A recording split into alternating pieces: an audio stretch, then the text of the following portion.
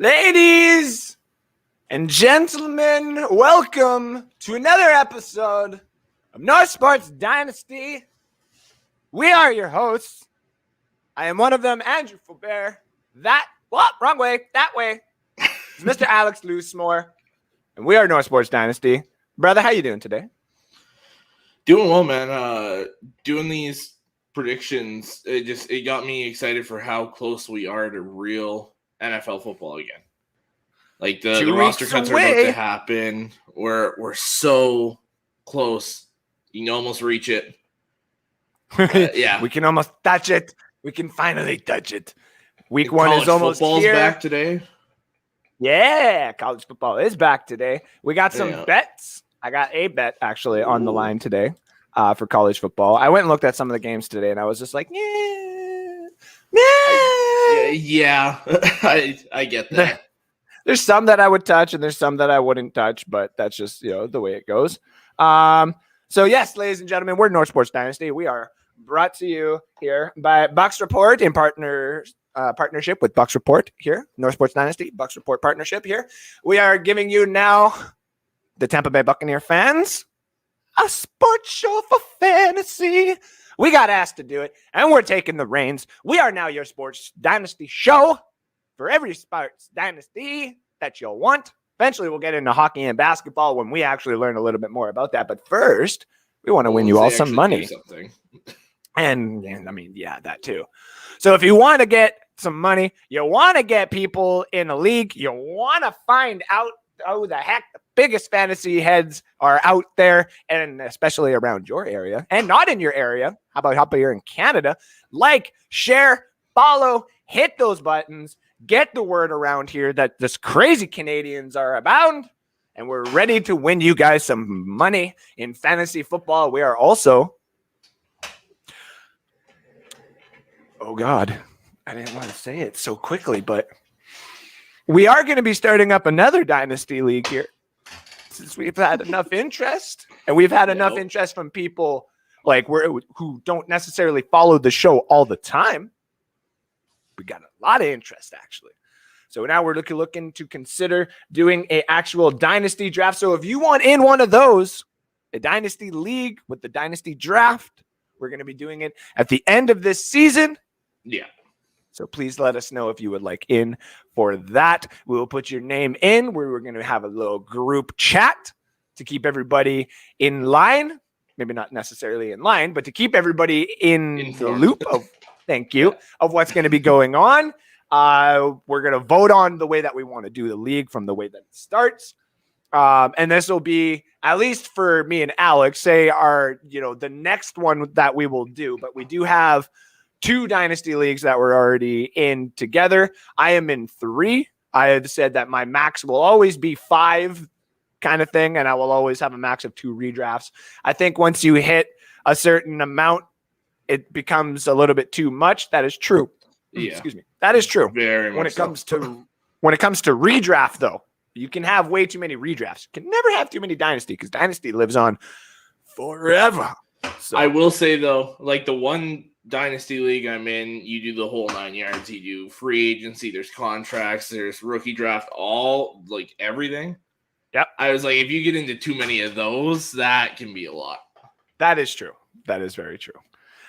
So yes, ladies and gentlemen, we are here on Saturdays. We are always going to bring you our fantasy football updates on Saturdays.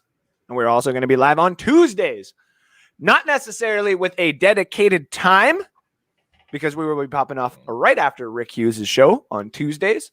So whenever he is done talking about the foods and everything going on in the NFC South, we'll be popping on for a quick hour to give you guys the updates of all the fantasy football that you're going to need for redraft platforms, dynasty platforms, all that kind of stuff, injury drops, flex pickups, waiver pickups, all the fun stuff.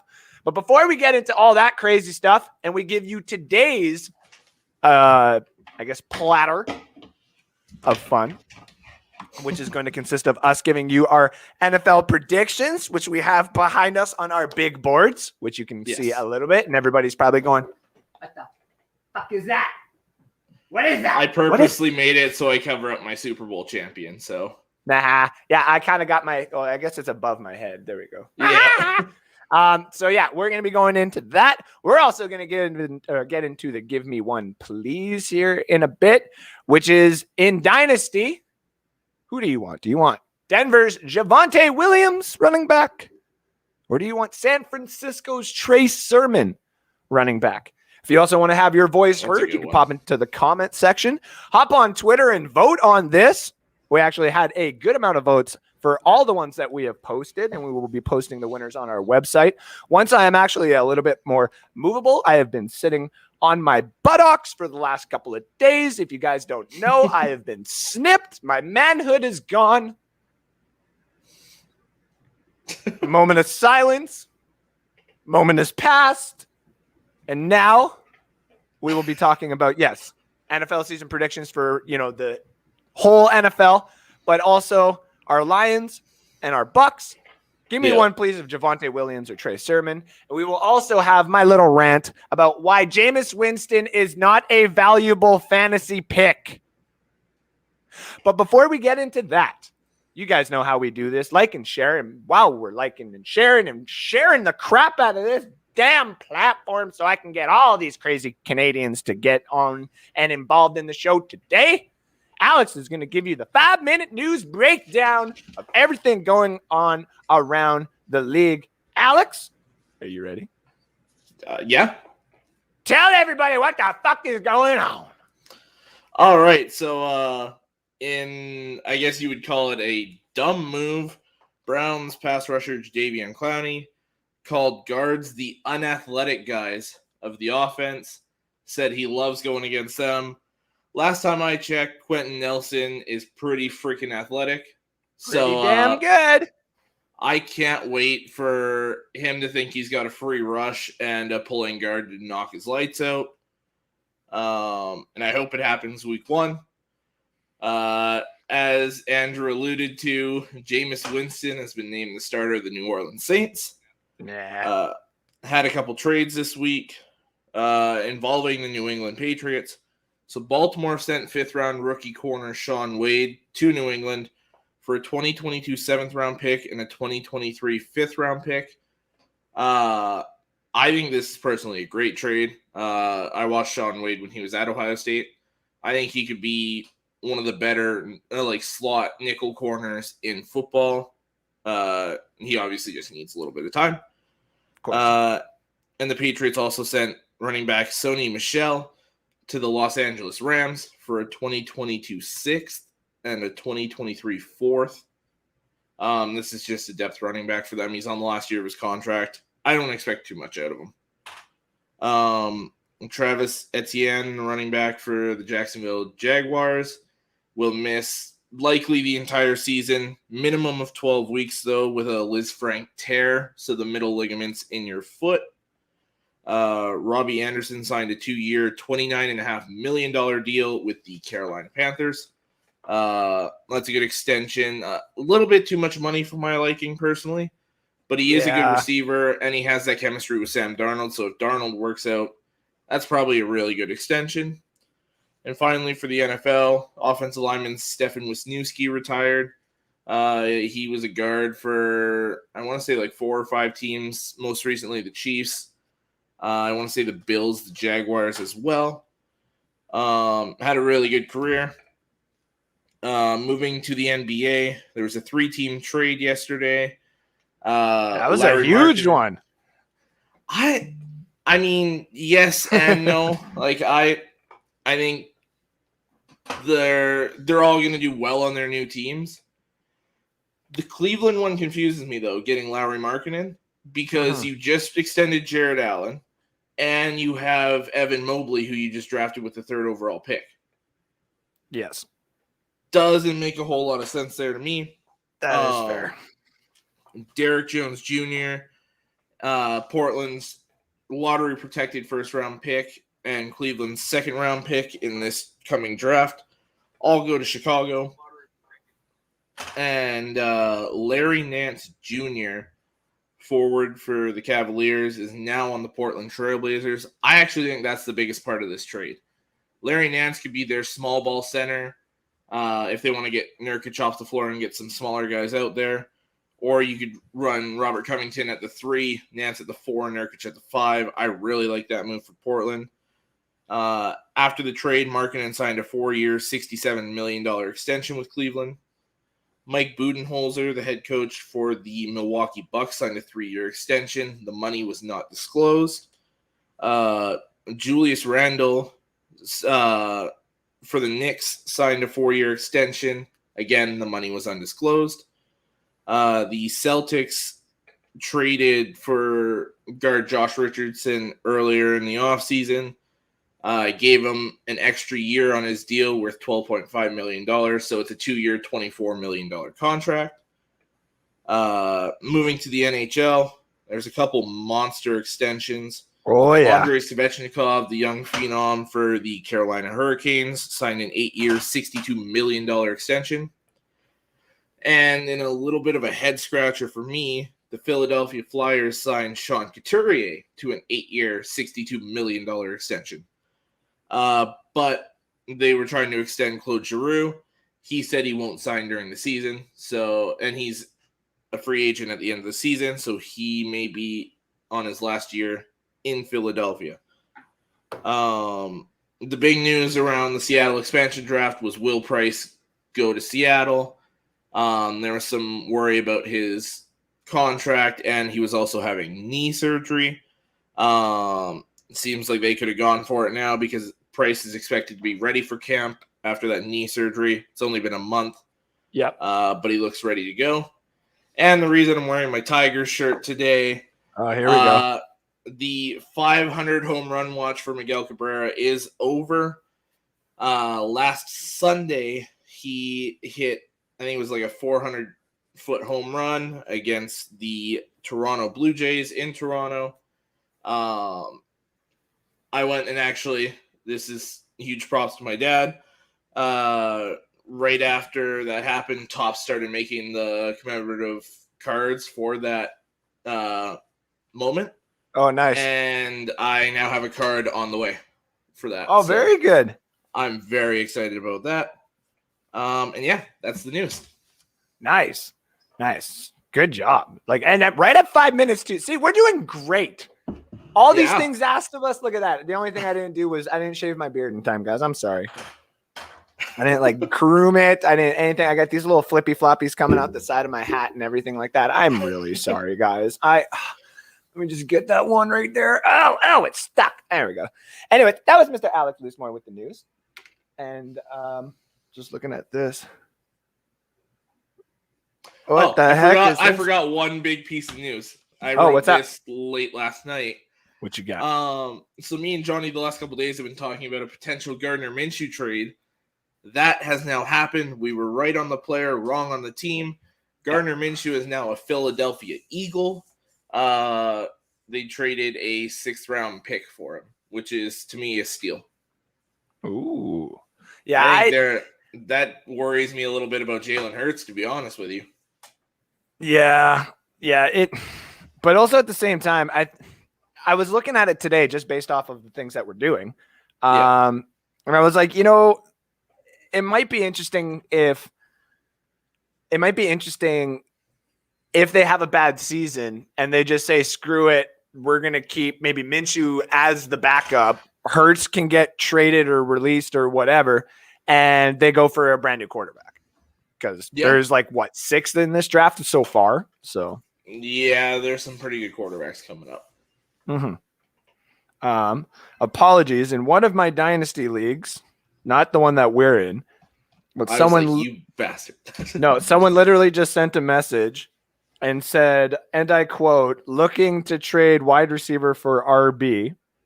And the wide receivers he put in that list are Tyreek Hill, that he's willing to trade, Odell Beckham, which I'm like, meh, that's too hard. But he put Scary Terry, and now I'm like, okay, I will give you Mike Davis. I'll give you Philip Lindsay. And just because he's a Seattle fan. I don't have any. Damn it. Well, I can go through the comments while you're doing that. Yeah, you go. I need to make sure, and then we'll say hi to everybody and stuff. Everybody, this is what happens when you play Dynasty. Yeah, Okay? it's 24/7. It is 24/7. So for me right now, it's like, bro, I'll give you boom, boom. Let's see what he says to that. I have offered him Philip Lindsay, Mike Davis, and Gabriel Davis for Terry McLaurin. Interesting. I have sent him an offer. Now the guy who I'm also trying to make another deal with, he really wants to grab the backup in New Orleans, the running back there, because I stole him off the waiver wire. Tony Jones. Yeah. He really wants him, and he wants Bateman, which I have no problem giving him for some of the offers that he's given me, but we can't seem to figure out that last running back spot. And I'm like, buddy, give me Chuba.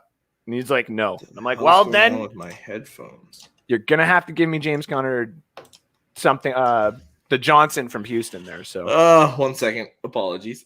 No worries. No worries. I got you, buddy. So where we go? Hey, guys, everyone all rested up? You're damn right. Josh Allen MVP. I could see that.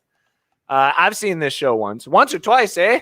But you won't pop up on this one, asshole. No, I'm just kidding. I love you.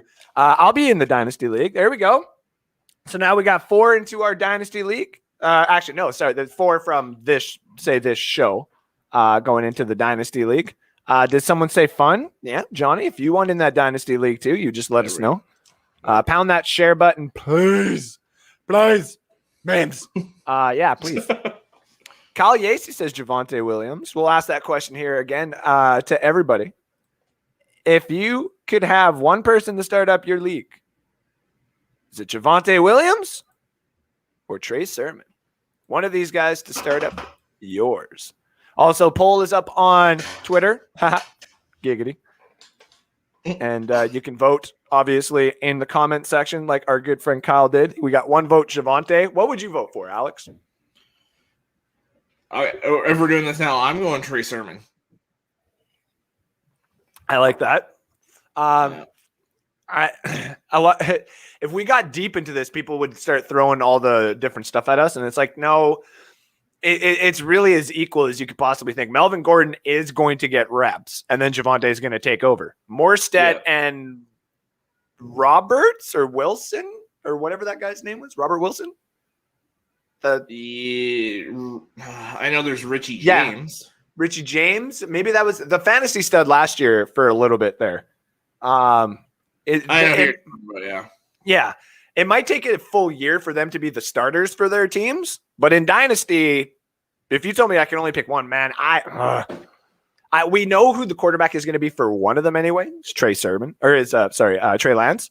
We don't necessarily know who the future quarterback is going to be for Javonte, but I love that question mark. That's a very intriguing question mark, because all of a sudden, if you told me Aaron Rodgers goes there for 3 years, it's like, I'll give you my whole bench. Give me Javonte Williams now.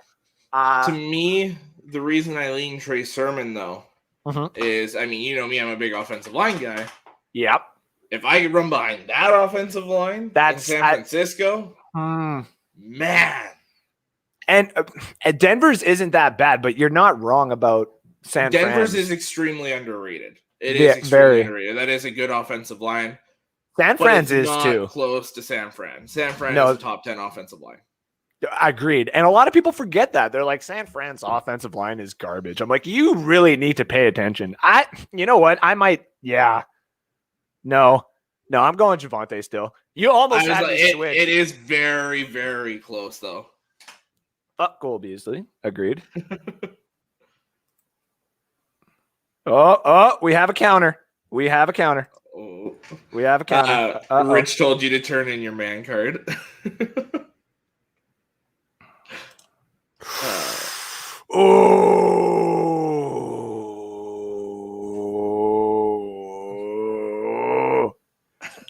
Okay, now this is where I ask you, the fans, because now I'm. Terry McLaurin for David Montgomery, straight up. Who are all your running backs? That's the problem. He is my number 1. But I have Josh Jacobs, I have James Robinson, and I have Mike Davis. And then on the bench, all I really have is Philip Lindsay for now. But I am wide receivers right now. I only have Devontae Parker and Darnell Mooney because this is the one league where I'm trying to, and I do have. No, I can't do that. No, I can't. I can't do that. I can't do that. Yeah, the comments agree with you. Kyle Yeah, and Shelby both said no. I can't. Though, like I really want. Okay, you know what? I'll give you James, and I'll give you Lindsay, and I'll give you. Where's my first round pick? I'll give you a first round pick. You little bugger. I have to do it like that. I can't do Montgomery. So many people have asked for Montgomery, and I can't do it. I can't do it. Okay, so yeah, where were we at for the comments here? Turn in your man card. Listen, I love how my fiance has been very extra nice, because having the vasectomy, and she's seen all the comments, and I know everybody's joking around, everybody's having a good fun, and she's like, you know what? I am gonna make sure that you feel extra better when you're like all good. I'm like, thank you, that's really nice. And like now she like every day, like I mean it's only been 3 days, but like every chance she gets, she's reminding me like when that thing heals, it's like yeah, just like that horse. Fuck Ken Holland, that's right. And you know what else? I'm gonna stop it right here for a second. Fuck anybody who actually comes at me on Twitter. Anybody that comes at me on Twitter and says that Jameis Winston is going to have more value than most quarterbacks would in any type of platform. We're going to talk PPR, standard redraft, whatever. Okay. There's no fucking value in picking Winston. No. I don't know how much louder and how much more of a segment I can give myself, which I want to put myself solo here for a second. There's no fucking value to Winston. To say that there's value at Winston at quarterback is right now, saying that there's value for Jalen Hurts at quarterback. Like saying that there's value at Ryan Fitzmagic at quarterback. Like saying that there's value at Marcus Mariota at quarterback. These are Jared teams Goff. That have thank you, Jared. I mean, I would still take Jared Goff a little bit more so. My point is, people are saying, well, Andrew, Jameis Winston has thrown for 30 points a week before. Jameis Winston has shown that he can be a starter. And anytime a quarterback is a starter, that means they have value. So you're wrong, Mr. Faubert. Okay. You know what? You make some very good points. Okay. But the reason we talk dynasty here and the reason we talk real fantasy football here is because we like to make you guys win money. You know what's not going to win you money? Inconsistent play.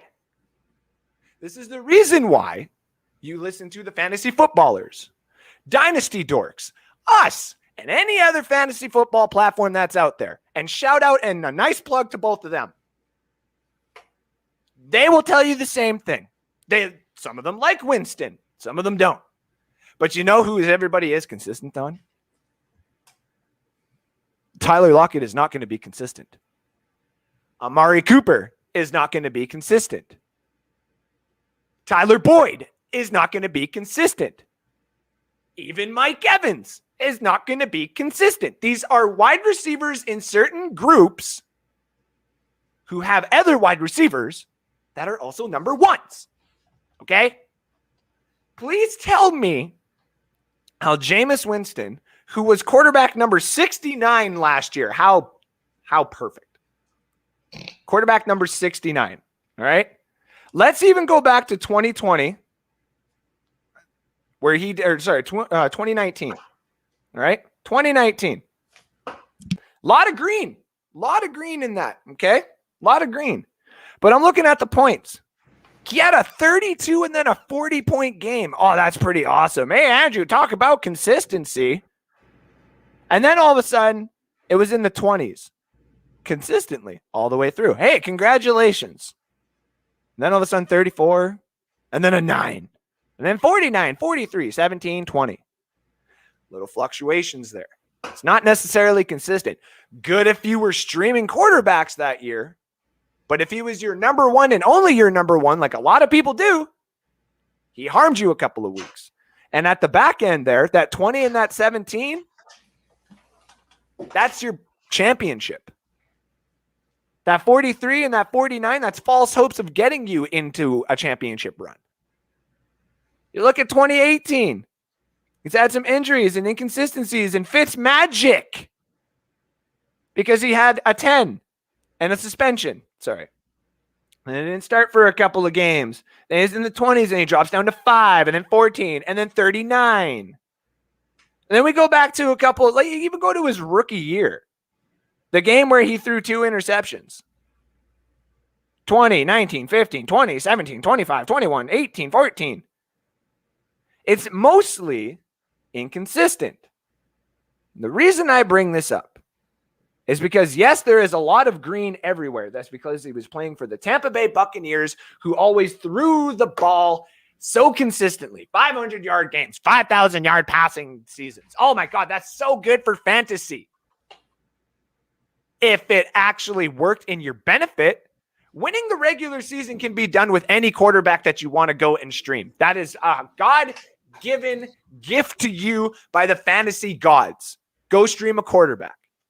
But when you're trying to win a fucking championship, he's not there for you.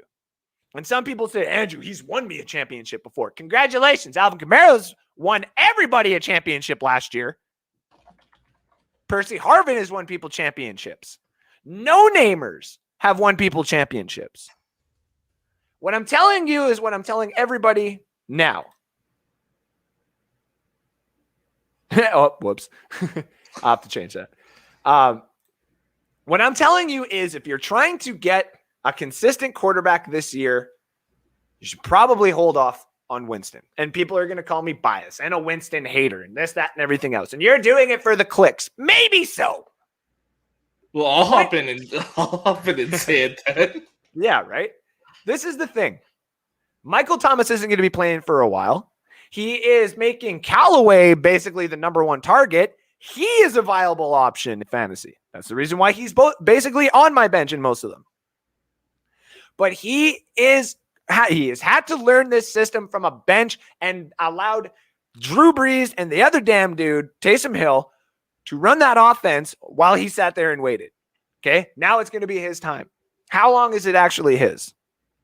He can't consistently throw the ball down the field if he has no wide receivers to throw to. Right now, he's got one wide receiver that he's been developing with. That might be the only option you got.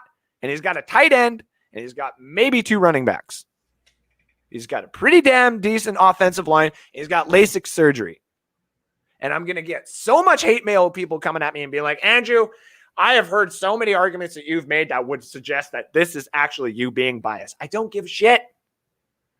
Winston has no availability on my team because of the inconsistencies. Because all of a sudden, if you think that you're going to go for a championship and you put Jameis Winston in there, it's going to get you 9 points and 15 points.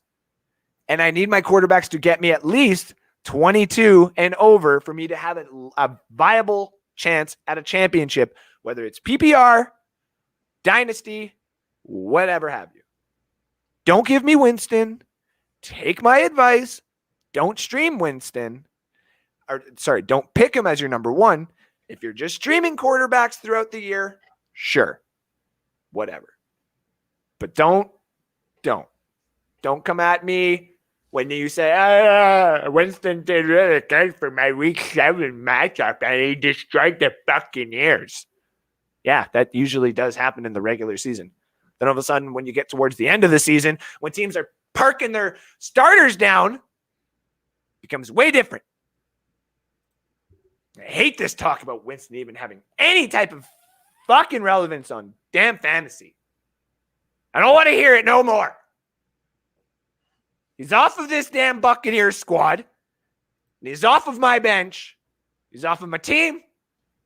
I don't want no more to do with him. I play him 2 times a year and kick his ass then. What do you think? Yeah, I think from a pure fantasy perspective, the most you play with in a league is like 14 players. So if you're picking him in the draft, you're saying that Winston's one of the 14 best fantasy quarterbacks, and he's not. If you're, like Andrew said, if you're going quarterback to quarterback, you can steal him for a few weeks. But when you're in your draft, do not pick him. I'd say he's in the like 17 to 20 range as far as fantasy quarterbacks go, and that's kind of being generous. So, yeah. I'm tired of it, man. I'm tired of it. Stephon knew he couldn't do it anymore. Alex said small ball. I got a small ball. Anyway, I've come to the conclusion that Alex just really likes Detroit. He really, really does. Three out of my 4 sports teams are from Detroit. You lose your manhood and let yourself go. Dude, anybody can tell you I've lost that a long time ago. Listen, Goosey. Look at all these people hopping into the show today. I love you guys. Yeah. You must be doing something right, Andrew, because you got a fine-ass lady. Oh, well, thank you very much, Christopher Cole. I appreciate you. And I appreciate her. Yeah, she's treating me right. We got to vote for Trey. So that's 2 for Javonte, 2 for Trey, and then 3 for Javonte. Okay. Invite me to show. I'll pop in and speak with the beautiful peeps. Sure. Yeah. Right after we get through the NFL, we're going to drop the StreamYard link in there and get everybody in. I'd pop in as well. You know what? Screw that then. We'll get everybody in. Let them bitch and complain at our rankings. Here we go. I got you guys. We're going to go with the StreamYard link is in the comments section. There we go. And now, so if you want to hop in, ladies and gentlemen, you'll be in the back. Let us know when you're good with a thumbs up, and we'll let you on, and we'll talk what we predict. Alex, who's your NBA team? It's another team at the very bottom of their league. It is the Minnesota Timberwolves. Yeah, me and him, like, we should start. Well, I was going to say my Buccaneers went from, like, worst to first, but my OKC aren't going from first to worst or worst to first in quite a while. Yeah. But we do have the most draft picks of all time, and it's amazing. No, yeah. So everybody was saying no deal. That was smart. Oh, look at that, dude. I'm on it. You got it? Yeah. Yay, we made it. What's up, guys? I'm running errands, but watching and listening. Appreciate you. Thank you, Steven. Yeah, buddy. He has 19,000. He isn't bad, but he wouldn't win a league. No, that's the thing. I know I'm just yelling at it because I'm a Winston hater kind of thing. But that's the thing. Like, he does have good games, and he's good to stream maybe through the regular season. But to stream him through the championship, you're just going to hurt yourself, man. He's a good second quarterback. Yeah. So I heard Winston has lots of value. Oh. Good old Shelby. I appreciate you. Get an ass donut, Andrew. Oh, that's funny. Looks like we actually had some good old apologies. No, it's all good. We're just going and deleting all the comments from all of our friends who have decided to take it upon themselves to join us in the show. You got that last one? Perfect. Yeah. All right. So the StreamYard link is up there, ladies and gentlemen. If you want to pop in, we're going to basically go over our NFL predictions here. I'm going to take a quick 30 seconds just so I can readjust myself here, and we'll get right into it. So stick around for 30 seconds. We'll be right back.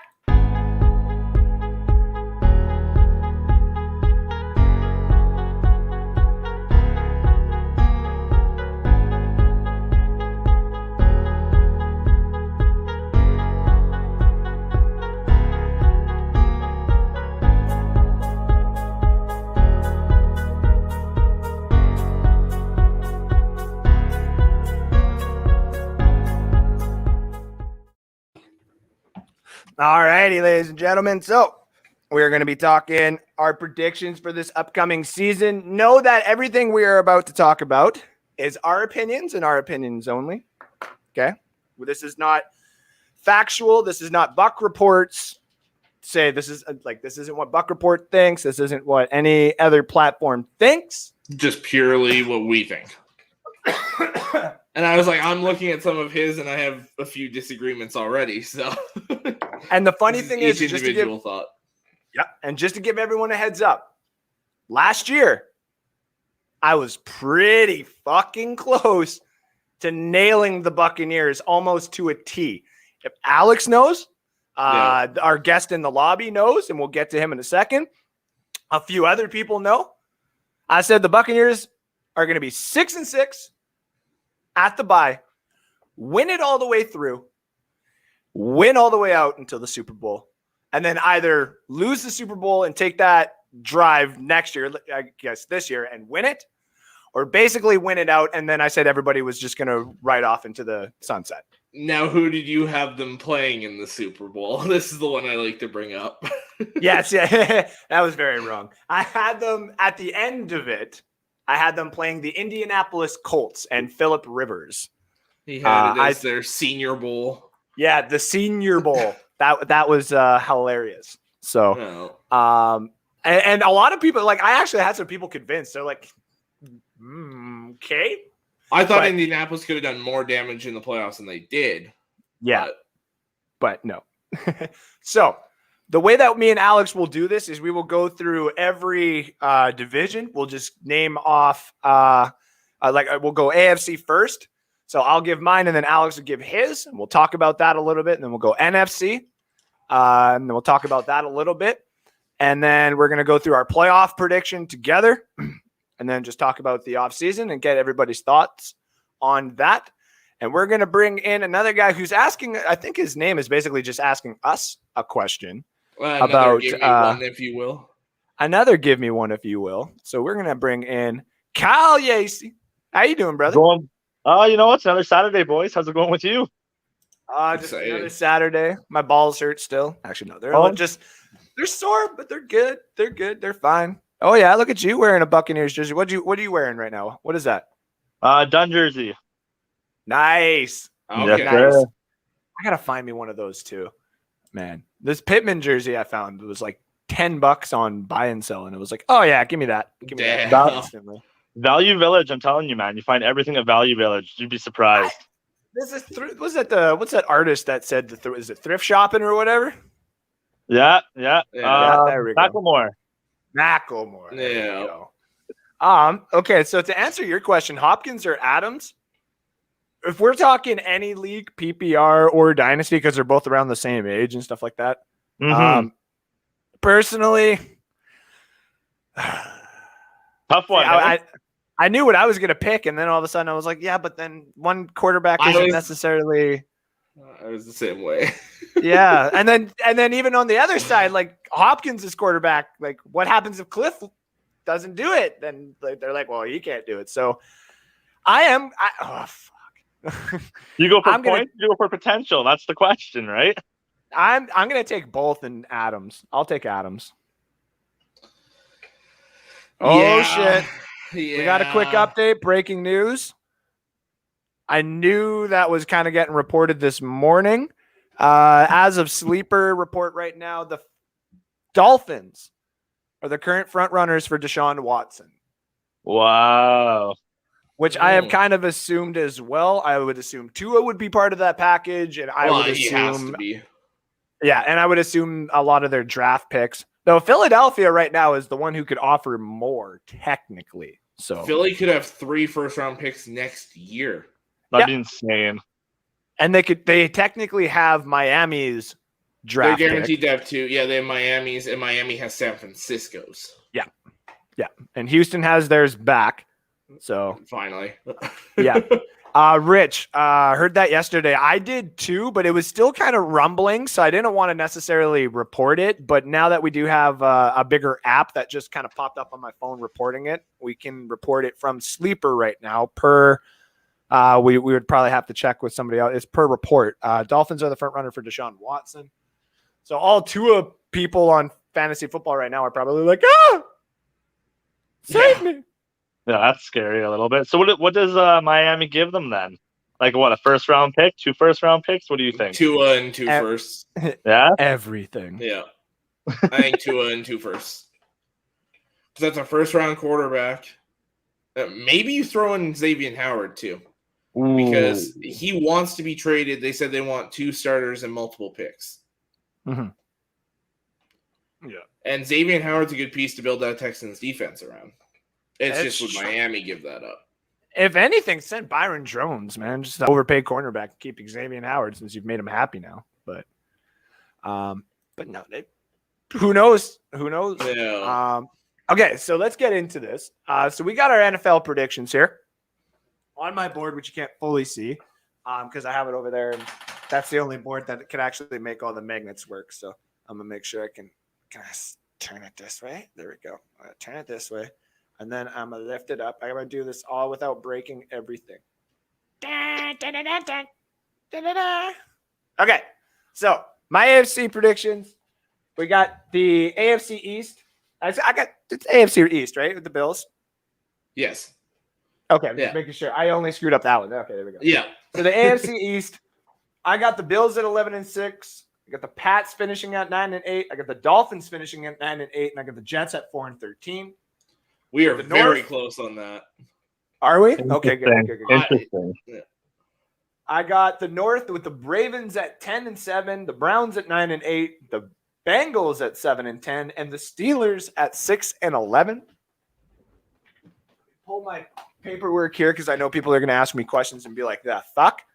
The South, I got the Tennessee Titans finishing at 13-4. I got the Colts at 9-8. I got the Jags at 7-10, and I got the Texans finishing at 1-6. A lot different than my 1.0 predictions. I'm completely aware. Johnny's not going to let you hear the end of that. Right? Well, I mean, it just made sense. So, and then with the West, I got the Chiefs finishing at 15-2. I got the Chargers finishing at 14-3. And then I got both the Broncos and the Raiders finishing at 5-12. Okay. Yeah, so, what do you got, Alex? What do you got? All right, so I'll start in the North. I have both Baltimore and Cleveland at 12-5. Baltimore gets the tiebreaker. Okay. Pittsburgh at 8-9, and Cincinnati at 5-12. Okay. In the South, I have Tennessee at 10-7, Indianapolis at 9-8. Yeah. Jacksonville at 5-12, and Houston at 2-15. The East, I have Buffalo at 11-6. Yeah. New England and Miami both at 10-7. Ooh. And the Jets at 5-12. That's why I said we were very close there.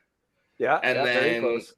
Kansas City and LA in the West both at 13-4. KC gets the tiebreaker. Okay. Denver at 8-9 and Vegas at 5-12. Okay. So the only ones we have guessed the same is Buffalo at 11-6, Jacksonville at 7-10, and the Raiders at 5-12. No, I have Jacksonville at 5-12. Or sorry, Colts at 9-8. My apologies. Yeah. So 3 that me and you have said the same in the AFC. Yeah. Bills and the Colts. AFC. Bills, Colts, and Raiders. If you want to write that down. Okay. Just so I remember that because I can't reach right now. And then looking at that comparatively, the way that me and Alex have it, let me know what you are all thinking in the comment section as well. Do you agree with our standings? Which ones do you disagree with? Do you think any of the teams that we said that are going to do good are actually going to be poor? Do you think any of the teams that we said are going to be poor are actually going to be good? What do you think? What do you think, Kyle? What do you think that we're right or wrong on? Okay. So the AFC East, right? That's with the Bills. Yeah. Yeah. Okay. I won't go like wins, but I think it'll finish with Bills finishing first. I think it will be a tie of New England and Miami in second, but I think Miami wins in points. I'll put New England in third, and then I'll put the Jets in fourth. And then what else do we got there? We got the AFC North. Who's in the North? That's the Pittsburgh, Ravens and all that. Baltimore, Cleveland, Cincinnati. Yeah, I think Cleveland finishes in first. I think Baltimore is in second by a game. Like, it's not a lot. And then it's who else? Cincinnati and who else? Pittsburgh. Yeah, I think Cincinnati finishes in third and Pittsburgh in fourth. I think Pittsburgh's going to have a really tough year, actually. Okay.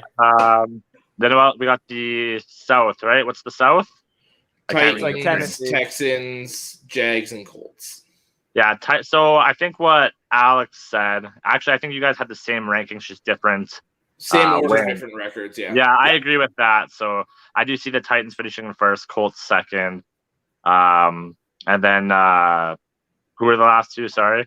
Jags and Texans. Yeah, Jags and then Texans. Texans probably will be bottom, if not battling with the Eagles.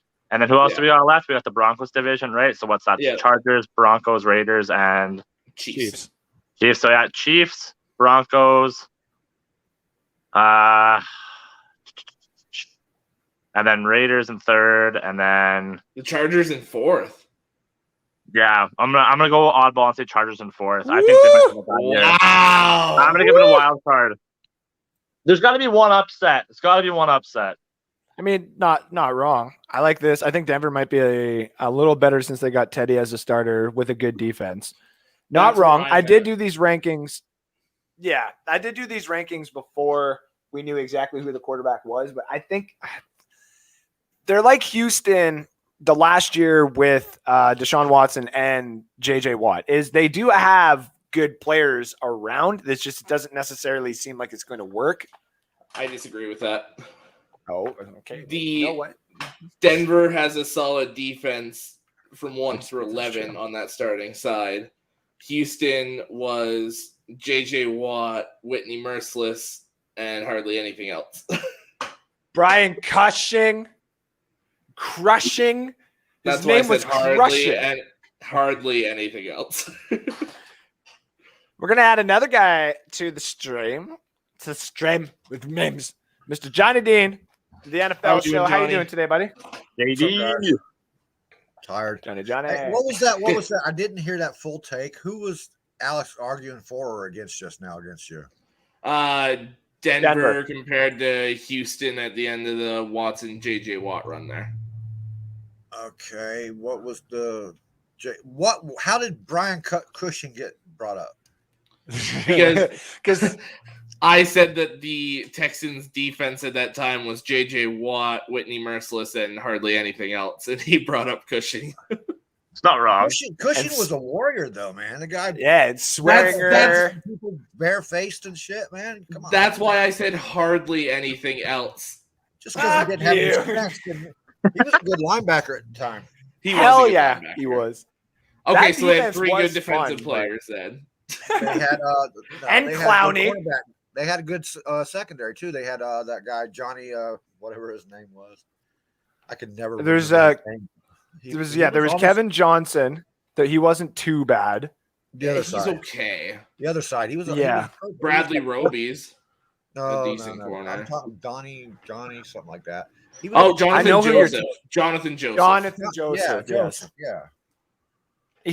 He was an underrated good He was. number 2 corner. Yeah. It was his name. That's what I because mean. remember his name because he went to 4 Pro Bowls.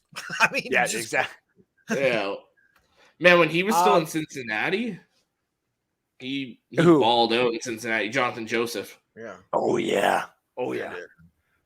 All right, now we're going to get to the fun stuff where I know me and Alex might actually either disagree with on a little bit more or agree with here. So now we're doing the NFC. I'm going to start with the North. I got the Packers at 14-3, the Vikings at 9-8. I got the Bears at 8-9, and I got your Lions at 2-15. You're not far I'm off sorry. there. No, you're not far off. Okay. It really hurt me to do this and be like, I have a co-host and you have to try and make them happy. Give the Lions 7 wins. And I tried looking for 7 wins and I couldn't have to find. be realistic. You have to be I realistic. couldn't do it. I'm sorry. You're doing this legitimately. Don't try and suck up. Yeah, See? yeah. This is I tell good. you, man, you've had it a lot longer than I have, and I've already quit. NFC East, I got the Washington football team at 12-5. I got the Cowboys at 8-9. I got the Giants at 6-11, and I got the Eagles at 4-13. For the NFC South, I got the Tampa Bay reigning Super Bowl champion of the world, Tampa Bay Buccaneers, at 15-2. I got the Lonely Saints at 12-5. And then I got the Falcons and the Panthers tied for 4-13. Then in the West, disagreement there. We'll get to it though. And then in the West, the big stacked West, I got the Rams at 12-5. I got the 49ers at 10-7. I got the Cardinals at 10-7. And I got the Seahawks at 8-9. All right, Alex, give me your NFC. All right. So I'll start in the North. I have Green Bay at 12-5. I have Chicago in second place at 7-10. I have Minnesota third at 5-12. And I have Detroit at 4-13.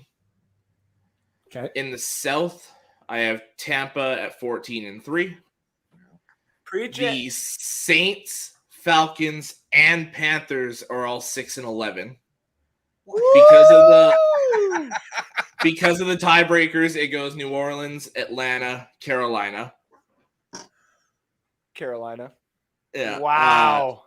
I like Alex's there, man. The East, I have Washington at 10-7. That's a good one. I have the Giants at 9-8 in second place. The Cowboys at 6-11. And the Eagles at 3-14. And in the West, I know I'm going to get some heat on this one. Did you have? Wait a minute. Where did you have Dallas? 6-11, third place. Okay. Dallas 6-11, yeah. I'm going to catch some heat on this one. Los Angeles, the Rams, and the 49ers, 15-2. The tiebreaker goes to the Rams. Wow. Arizona at 9-8. And Seattle, we agree on at 8-9. No way. Yeah. Oh, Brad is going to hate us. He is going to unfollow us. He is going to do everything. Oh, no. 3 teams at 15-2. Actually, now you got the Buccaneers. So everybody in the league is going to have a 15-2 record, every division winner. I only have 2 teams at 15-2. Who was it? LA and San Fran. Oh, I thought you had a third one in there. No, I have Tampa at 14-3. Yeah. KC and the Chargers are 13-4. I've got a lot of high records. I will say that. Yeah, I only got 2 teams at 15-2, and that's the Bucs and the Chiefs. And then I'm just looking around the board. I only got 2 teams at 14-3, and that's Green Bay and the Chargers. Someone's phone is going off. Oh, Tennessee at 13-4. Those are basically the highest. And then of course, I got the Rams at 12 and Washington football team at 12. So let me know in the comment section, ladies and gentlemen, what you think. That's our standings, what we think at least right now. Me and Alex are going to debate here the NFC for a second. How in the hell did you find 15 wins for San Francisco? I'm saying, man. All right, I'll bring it up and I'll go through it. I was going to say, because I'm looking like week 1 for sure. Yeah. Week two for sure. I'm just looking where I have them winning right now, too. I have them losing week 3 to Green Bay, but you probably have them winning that one. Week 3, I do have them winning. At home against the Packers. That's a win to me. And then you probably got them winning week 4. Yeah, and to me, this is if everyone is healthy. Obviously, with the rosters as they are now, who's healthy, who's not. You have to assume that, though. Yeah, of course. So I have them winning week 5. Who was that? Was against Arizona. Yeah, I got them winning that one. Off the bye week, home against the Colts. That's a win. I got them winning that. At Chicago is a win.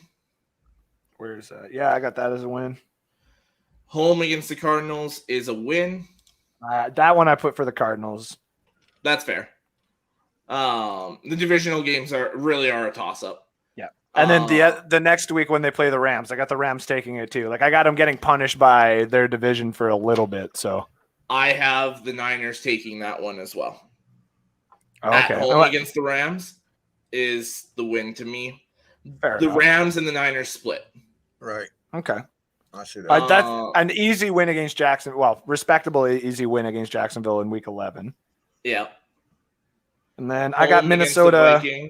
I got Minnesota winning that one. It's a close one. I have the score 21-20. So I've got the Niners taking that one at home. Where's the loss that they should take because nobody's expecting it? Because every team takes that. Absolutely. I said if I had to pick one, it would actually be the Seahawks when they're on the road in Seattle. Oh, in week 13 there, yeah. Yeah, I have them winning that one. But Sorry, one Johnny. that they should win, that they lose, that would be my pick.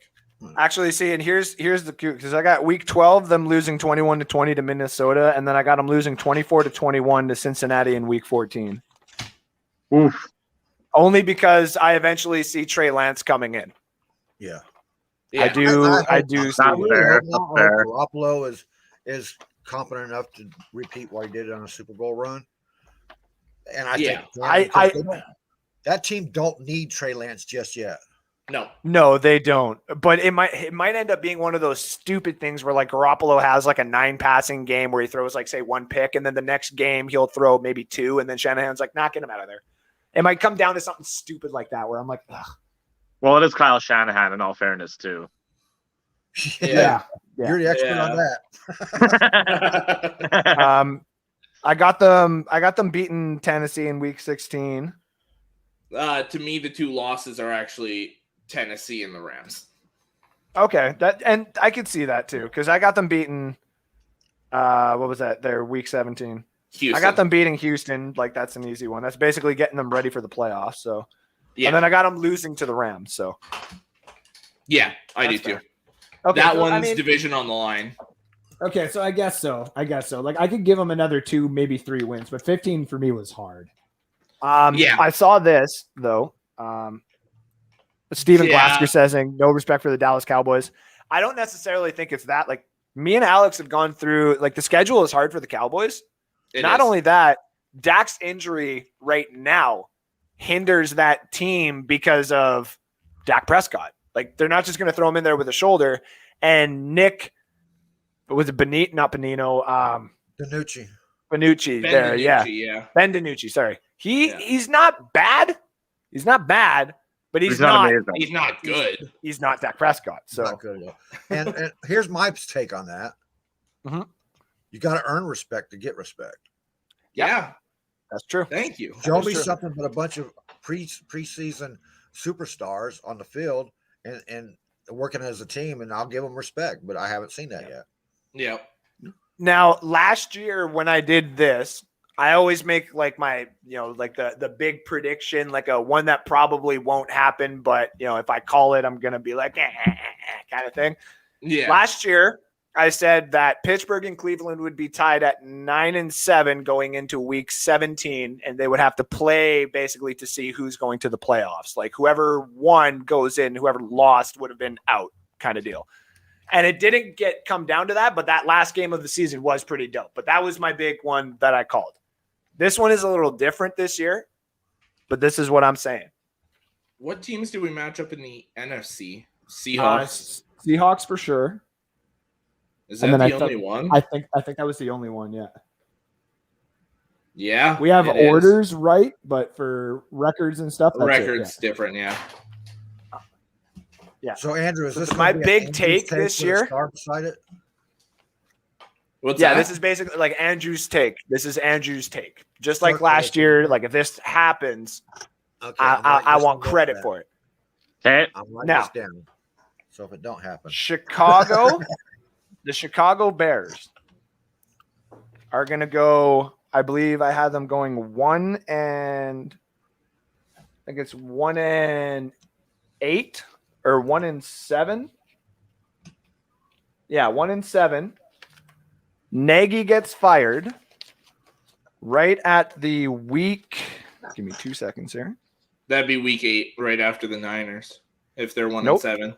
Or 1-7. Okay, so he gets fired right after week 9. Oh, going into the bye. Yeah. Yeah.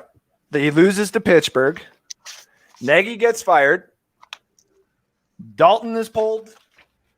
Fields goes in, gets the whole bye week. And after that, Fields goes 6-1. repeat that. I want that properly written down so I don't. Here's the big thing on that, though.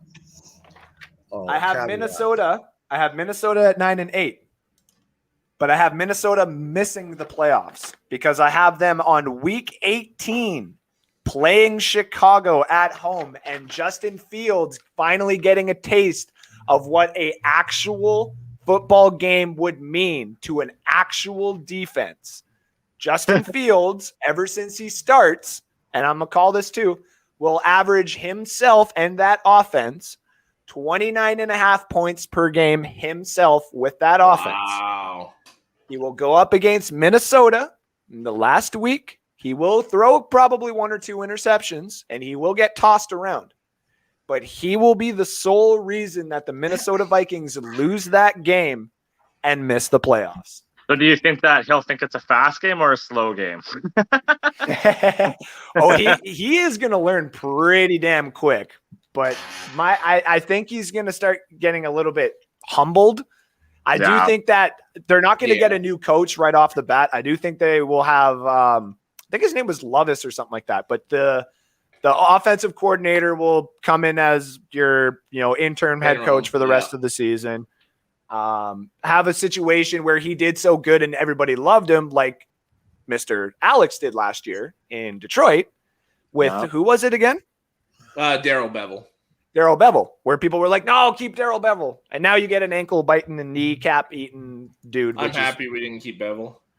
Totally. Andrew, can you break that down into simpler terms? Is this going to be like, okay, you're picking Chicago for the playoffs? Nope, no Chicago to the playoffs. Misses. No. He's just saying that Justin Fields, when he comes in, goes 6-1. Yeah, and basically will prevent the Minnesota Vikings from going to the playoffs.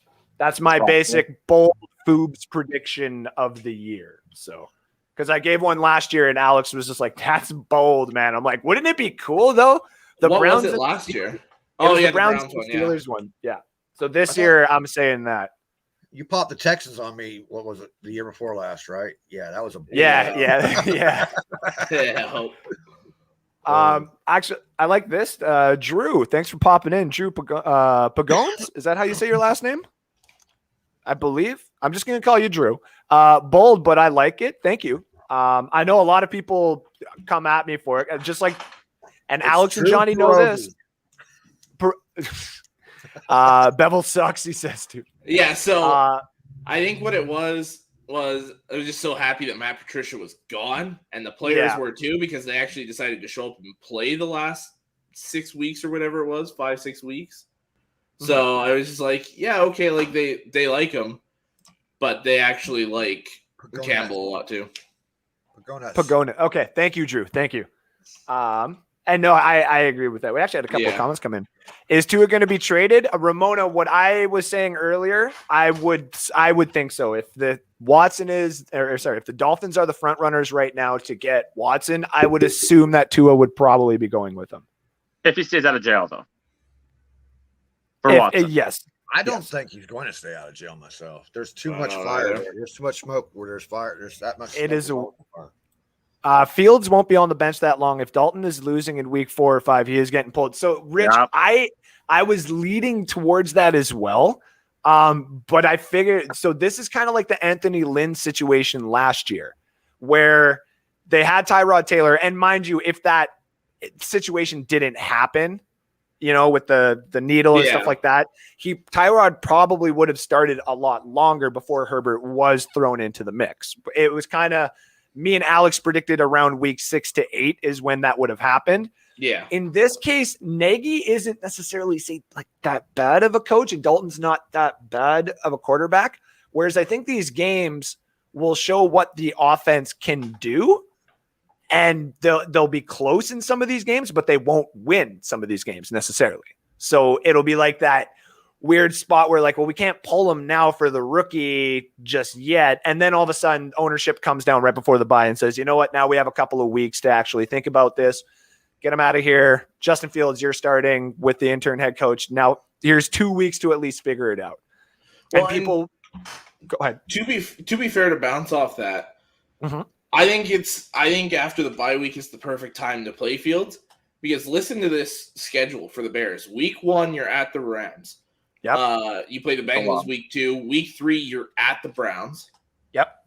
Then you've got divisional win against the Lions at home. Then you go to Vegas. I have that as a win. But then you play the Packers, Buccaneers, Niners, and Steelers all before your bye week.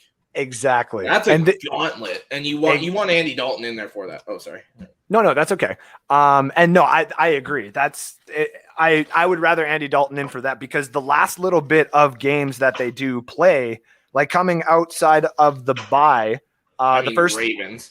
Yeah, you do get the Ravens, and that does something. But I have that game going 35-32 in their favor. I think that's the Justin Fields show-out game. Like, okay, Lamar, I see what you can do, but I can also throw and run. Check this out. You know what I mean?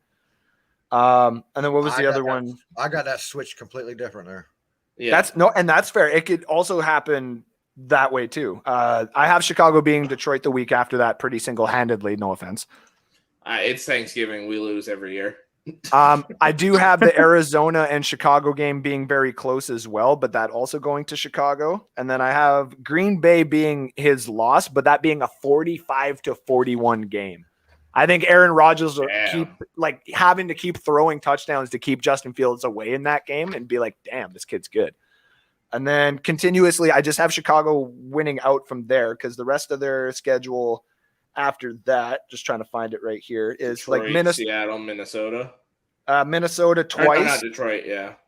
Yeah, Minnesota twice, and I got them winning both of those games. And then Seattle and the Giants. So wait, so you have Chicago going 4-2 in the division? Yeah. Wow. I do. Yeah, both games against Minnesota and both games against Detroit. It's funny though because you overlook Chicago's main strength, and that's their defense. And you have every one of those games you call high scoring games, especially the Ravens in Chicago. Man, that's going to be a low scoring affair right there. Not to mention they have David Montgomery. Yeah. Though I was going to say every year there is games that we think are going to be high scoring that end up being low scoring. The Super Bowl. Or low scoring games that end up being blowouts like the Bucs and the Rams a couple of years ago where we were all like, what is happening? Why do the Bucs have 55 points being scored in this game? What is going on? Who hit the over on this? Nobody. That's a rumor right now. Yes. But it is being reported right now that that's the landing spot necessarily right now. If he were to get traded. So and it's funny Ramona says she hopes so. It went Miami, and then right around draft time, it was Carolina, and then it was Philly, and now we're back on Miami. We're just rotating the teams here. So quickly to give you guys a playoff update, that'll be the last thing we do here before like our top 10 picks, just to give everyone, because we got a lot of comments coming in. I want to keep up with them because they're really good. Yeah. So for the AFC, my playoff breakdown, I'll actually just move it down. Take it this way. Oh my God, everything is moving. It's the multiverse. Okay. So I got Kansas City obviously gets the bye. I got number 2, Tennessee, number 3, Buffalo, 4, Baltimore, 5, LA Chargers, 6, New England, and 7, Cleveland. This is where it gets fun because I have a lot of teams here at 9 and 8. But because of the way that certain games have gone, New England beats Miami. And New England has also beat the Colts, I believe it was, throughout the season, or the Browns. So because they have those two matchups, they obviously get in. And Cleveland beats the Colts, I think it was, and Miami. So they obviously get the tiebreaker on that to get 7th place. So a 9 and 8 Dolphins and a 9 and 8 Colts miss the playoffs in this.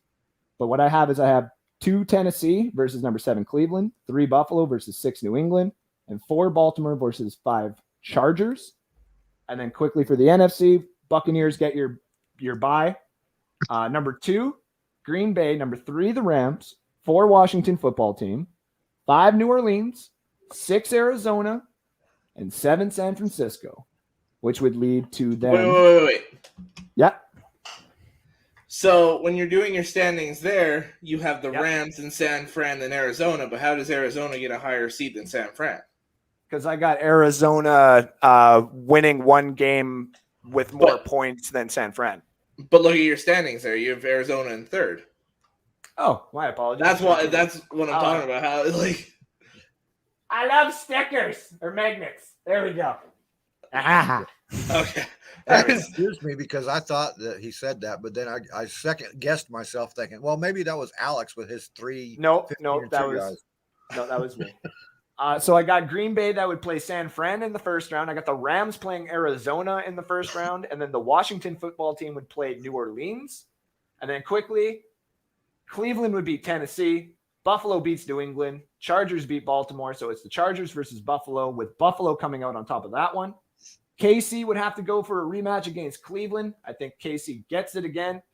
They go up against Buffalo, and they go on to the Super Bowl against Tampa Bay. Gets the bye. Green Bay gets the win against San Francisco. The Rams get the win against Arizona, and the Washington football team gets the win against New Orleans, which would mean Washington goes on to the second round to play Tampa, and Green Bay would play the Rams. I got Tampa beating Washington and Green Bay beating the Rams for a NFC championship matchup between the Packers and the Bucs. And this time, and let all the hate pour in from all of my Bucs Report fandom, I have the Packers And winning this game. That's disgusting. I got the Packers winning, and I got the Chiefs and the Packers playing in the Super Bowl this year. And That'd be a I fun am going Super to take the Packers winning it in a bit of a shootout. But obviously, you guys It's a know dope shirt. that is a dope shirt. You guys know I'll be repping Tampa Bay all season, but we don't do bias things here on this part of the show. I go with Green Bay. The I same have to thing. ask you a question there. Just before you get to that, remember last year, everybody, I got a lot of hate week one because I took New Orleans. No, I know. I got a lot of hate week one because I took New Orleans to beat Tampa Bay. And I said I would rather have that than anything else because I want their butts beaten and take that initiative to keep going. And look what happened. I was the only one that took it, and it worked. So, sorry, Johnny, you can go right ahead. Are you purposely going away from because all right, remove my Buccaneers fandom because I really am a fan of NFL. I'm not just a Buccaneers fan. Okay. Yeah. Remove the Buccaneers fandom completely. Yeah. And I can't see that matchup working out in Green Bay's favor. I can't. I can see it. I understand you can see it, but that's a stretch because the weapons just don't equal. That don't match up. Weapon on the individual matchups just do not match up there. I think it's all, sometimes we see teams go off of like a drive, and eventually when they see something, when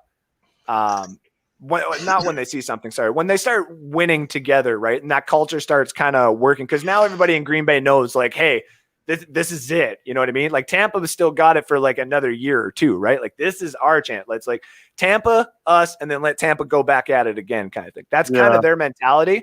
And I think if certain things went certain ways, which as well, Johnny, certain things go certain ways in different games, right? Little hand gets in the way or whatever, right? Different points go around different ways. And I think Green Bay's defense will start to do a little bit better at the end of the season because I think they're like the Bucs defense towards the tail end before Brady got here, where we're like, hey, this defense is actually doing pretty fucking good here, right? And now it's like Packers defense, you're actually looking pretty damn good and have actually consistently started to get better since I think it was week 13 for them. So I do think they might take that into the next season, but that's, again, just me. That's my personal opinion for it. I got you. I just Alex. Leadership on both teams and the leadership in the Buccaneers locker room on defense and in every aspect. I mean, defense, offense. I can't say special teams right now, but that's our own weakness. That's a hole right now. No, I'm just kidding. But everyone knows. Just because I say this doesn't mean I'm going to be rooting for the Packers all season. I'm not one of those the guys. Packers really isn't the one that got me about it. It was the Chiefs being back. I don't see that. I don't think they're going to be back. I don't think so either. A lot of people don't think that. And that's actually a good transition to give into Alex and what he thinks his playoff breakdown is going to be. All right. So I'll leave the AFC now because you brought that up. I'll leave that as a cliffhanger. Okay. So the Rams get the bye. Tampa's the second seed. Green Bay 3. Washington 4. San Francisco 5. The Giants 6. And Arizona 7. So Tampa versus Arizona. I think that's an easy win for Tampa. Green Bay versus the Giants. I think that's actually kind of a slugfest, but the Packers take it. And Washington versus San Francisco. Low-scoring matchup, two really good defenses, but San Francisco does take it. So, second round, you've got Tampa versus Green Bay. I do have Tampa taking that. And the Rams versus the Niners for the third time.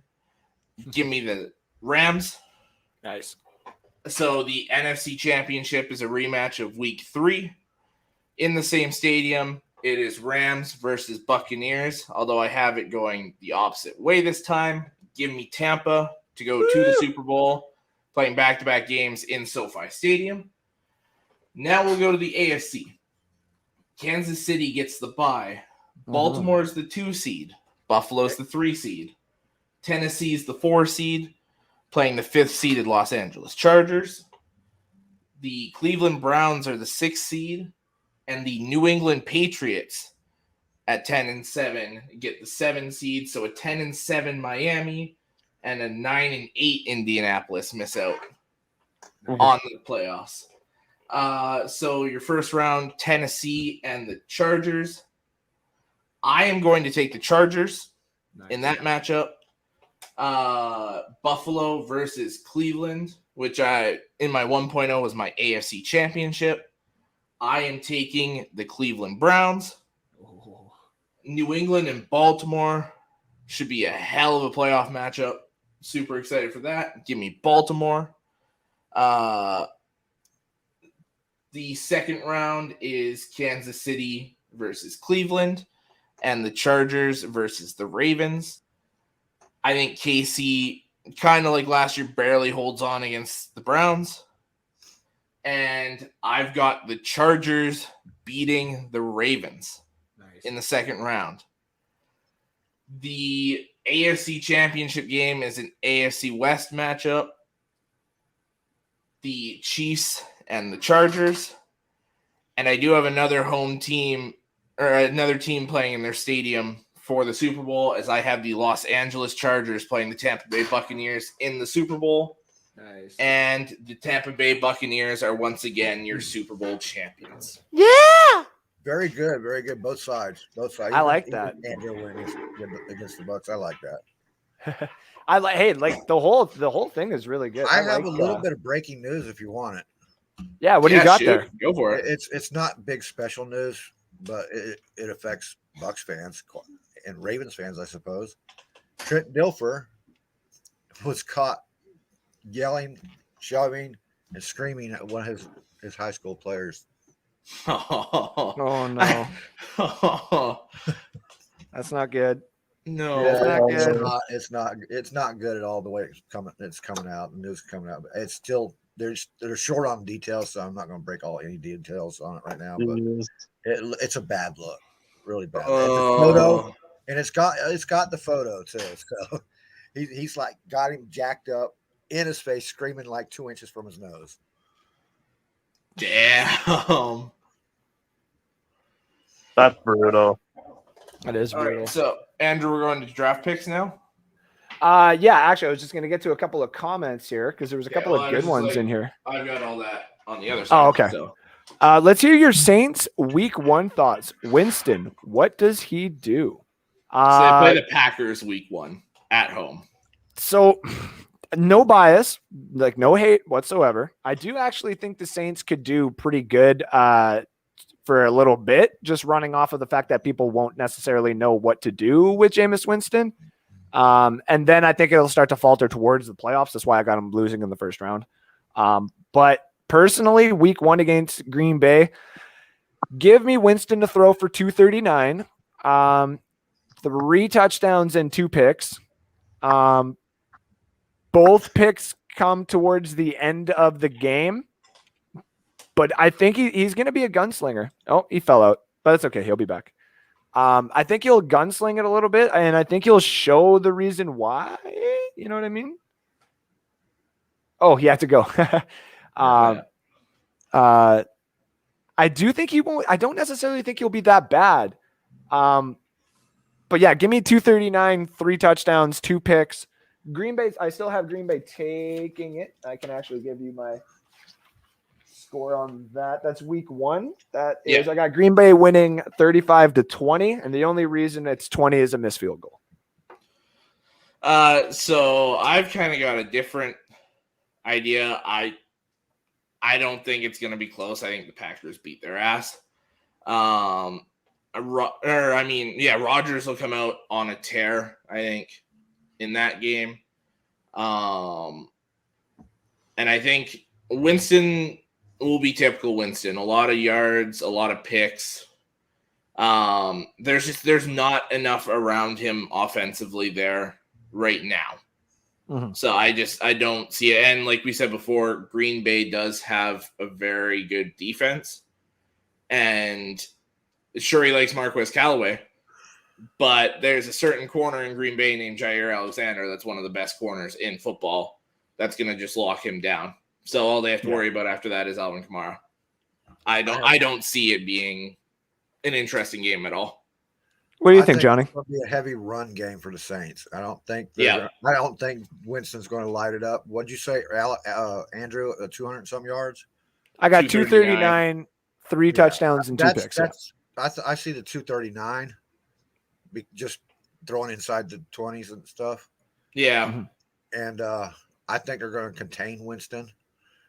His coach Sean Payton's going to contain Winston and run heavy with that game with Murray and Kamara. Mm-hmm. I still give it to I give that game to the Packers. Yeah, but it's going to be a lot closer. I think it's going to be a close game because the defense for the Saints is still a defense for the Saints. Their names change, but the defensive scheme absolutely they are still some of the best. Mm-hmm. Sorry, I'm That'll still in my dynasty. Actually, what's that? I said that will be a good test for Green Bay. I think that's going to show where Green Bay is at. Yeah, I agree with that.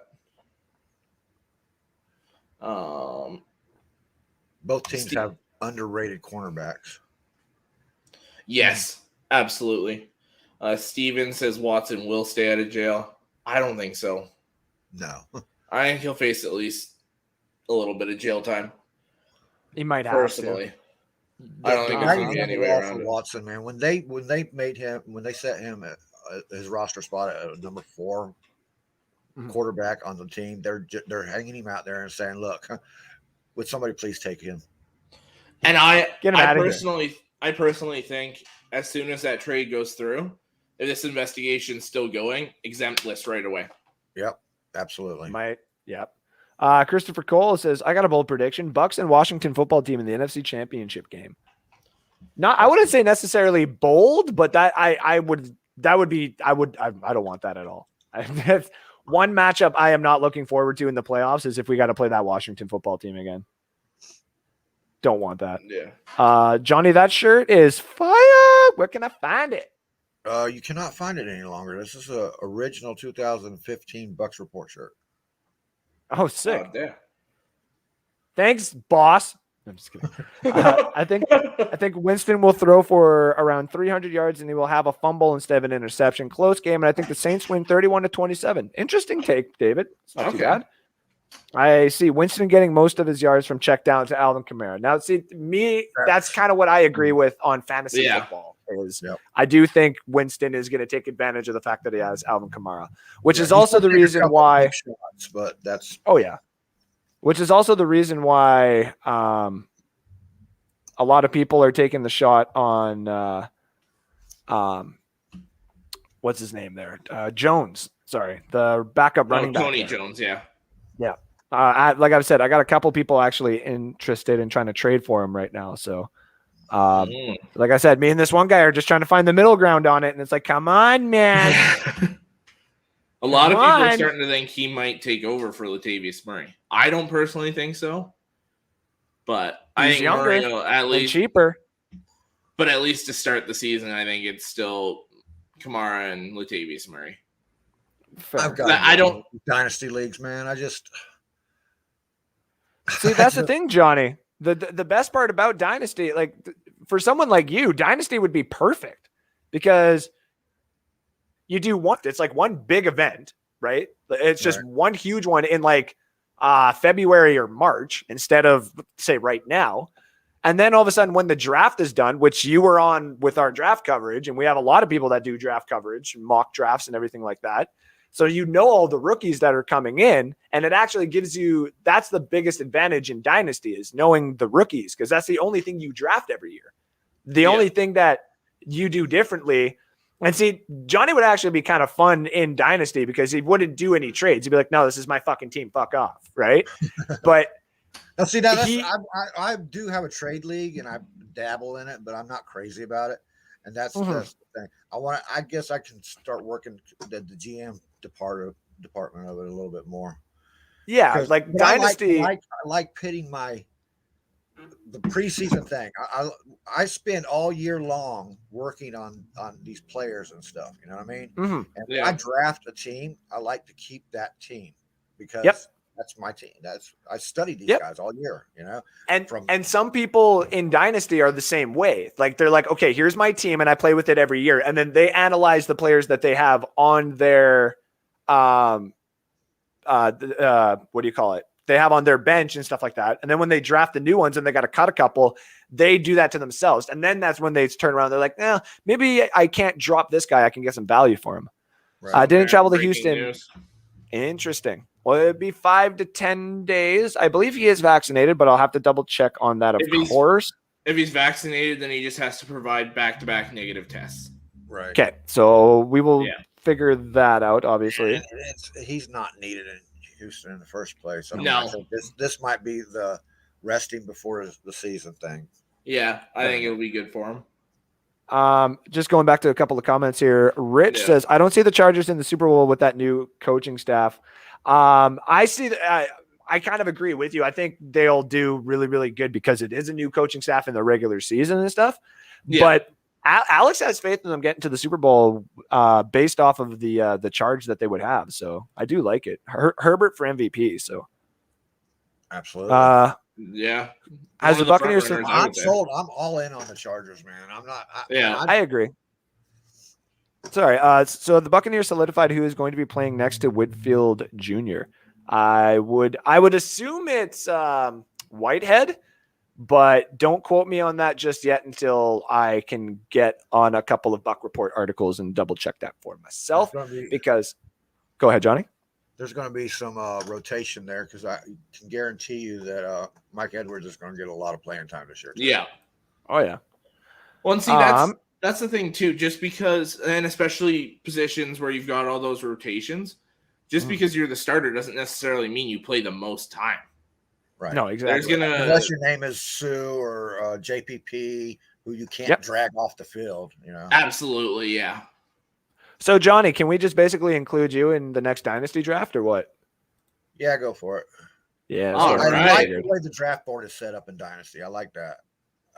That's what I kind of figured. So we do have a few people, obviously, that were interested in a Dynasty League. They've reached out throughout the year here and have been like, hey, this Dynasty thing, you've kind of sold me on the idea, but I would still need help throughout the year. Could you help me? And it's like, yes, me and Alex will be commissioners.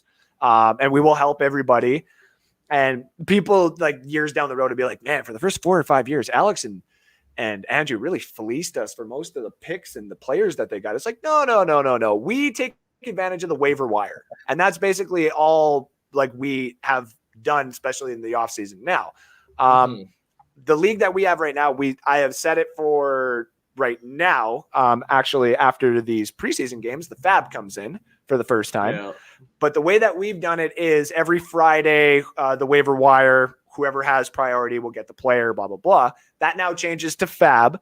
And in the off season, it's just open. So if you see breaking news that, say X starting running back is now gone for the year, like what happened with Cam Akers this year. I was not fast enough to get on my app and go get Darrell Henderson. It was a mad dash.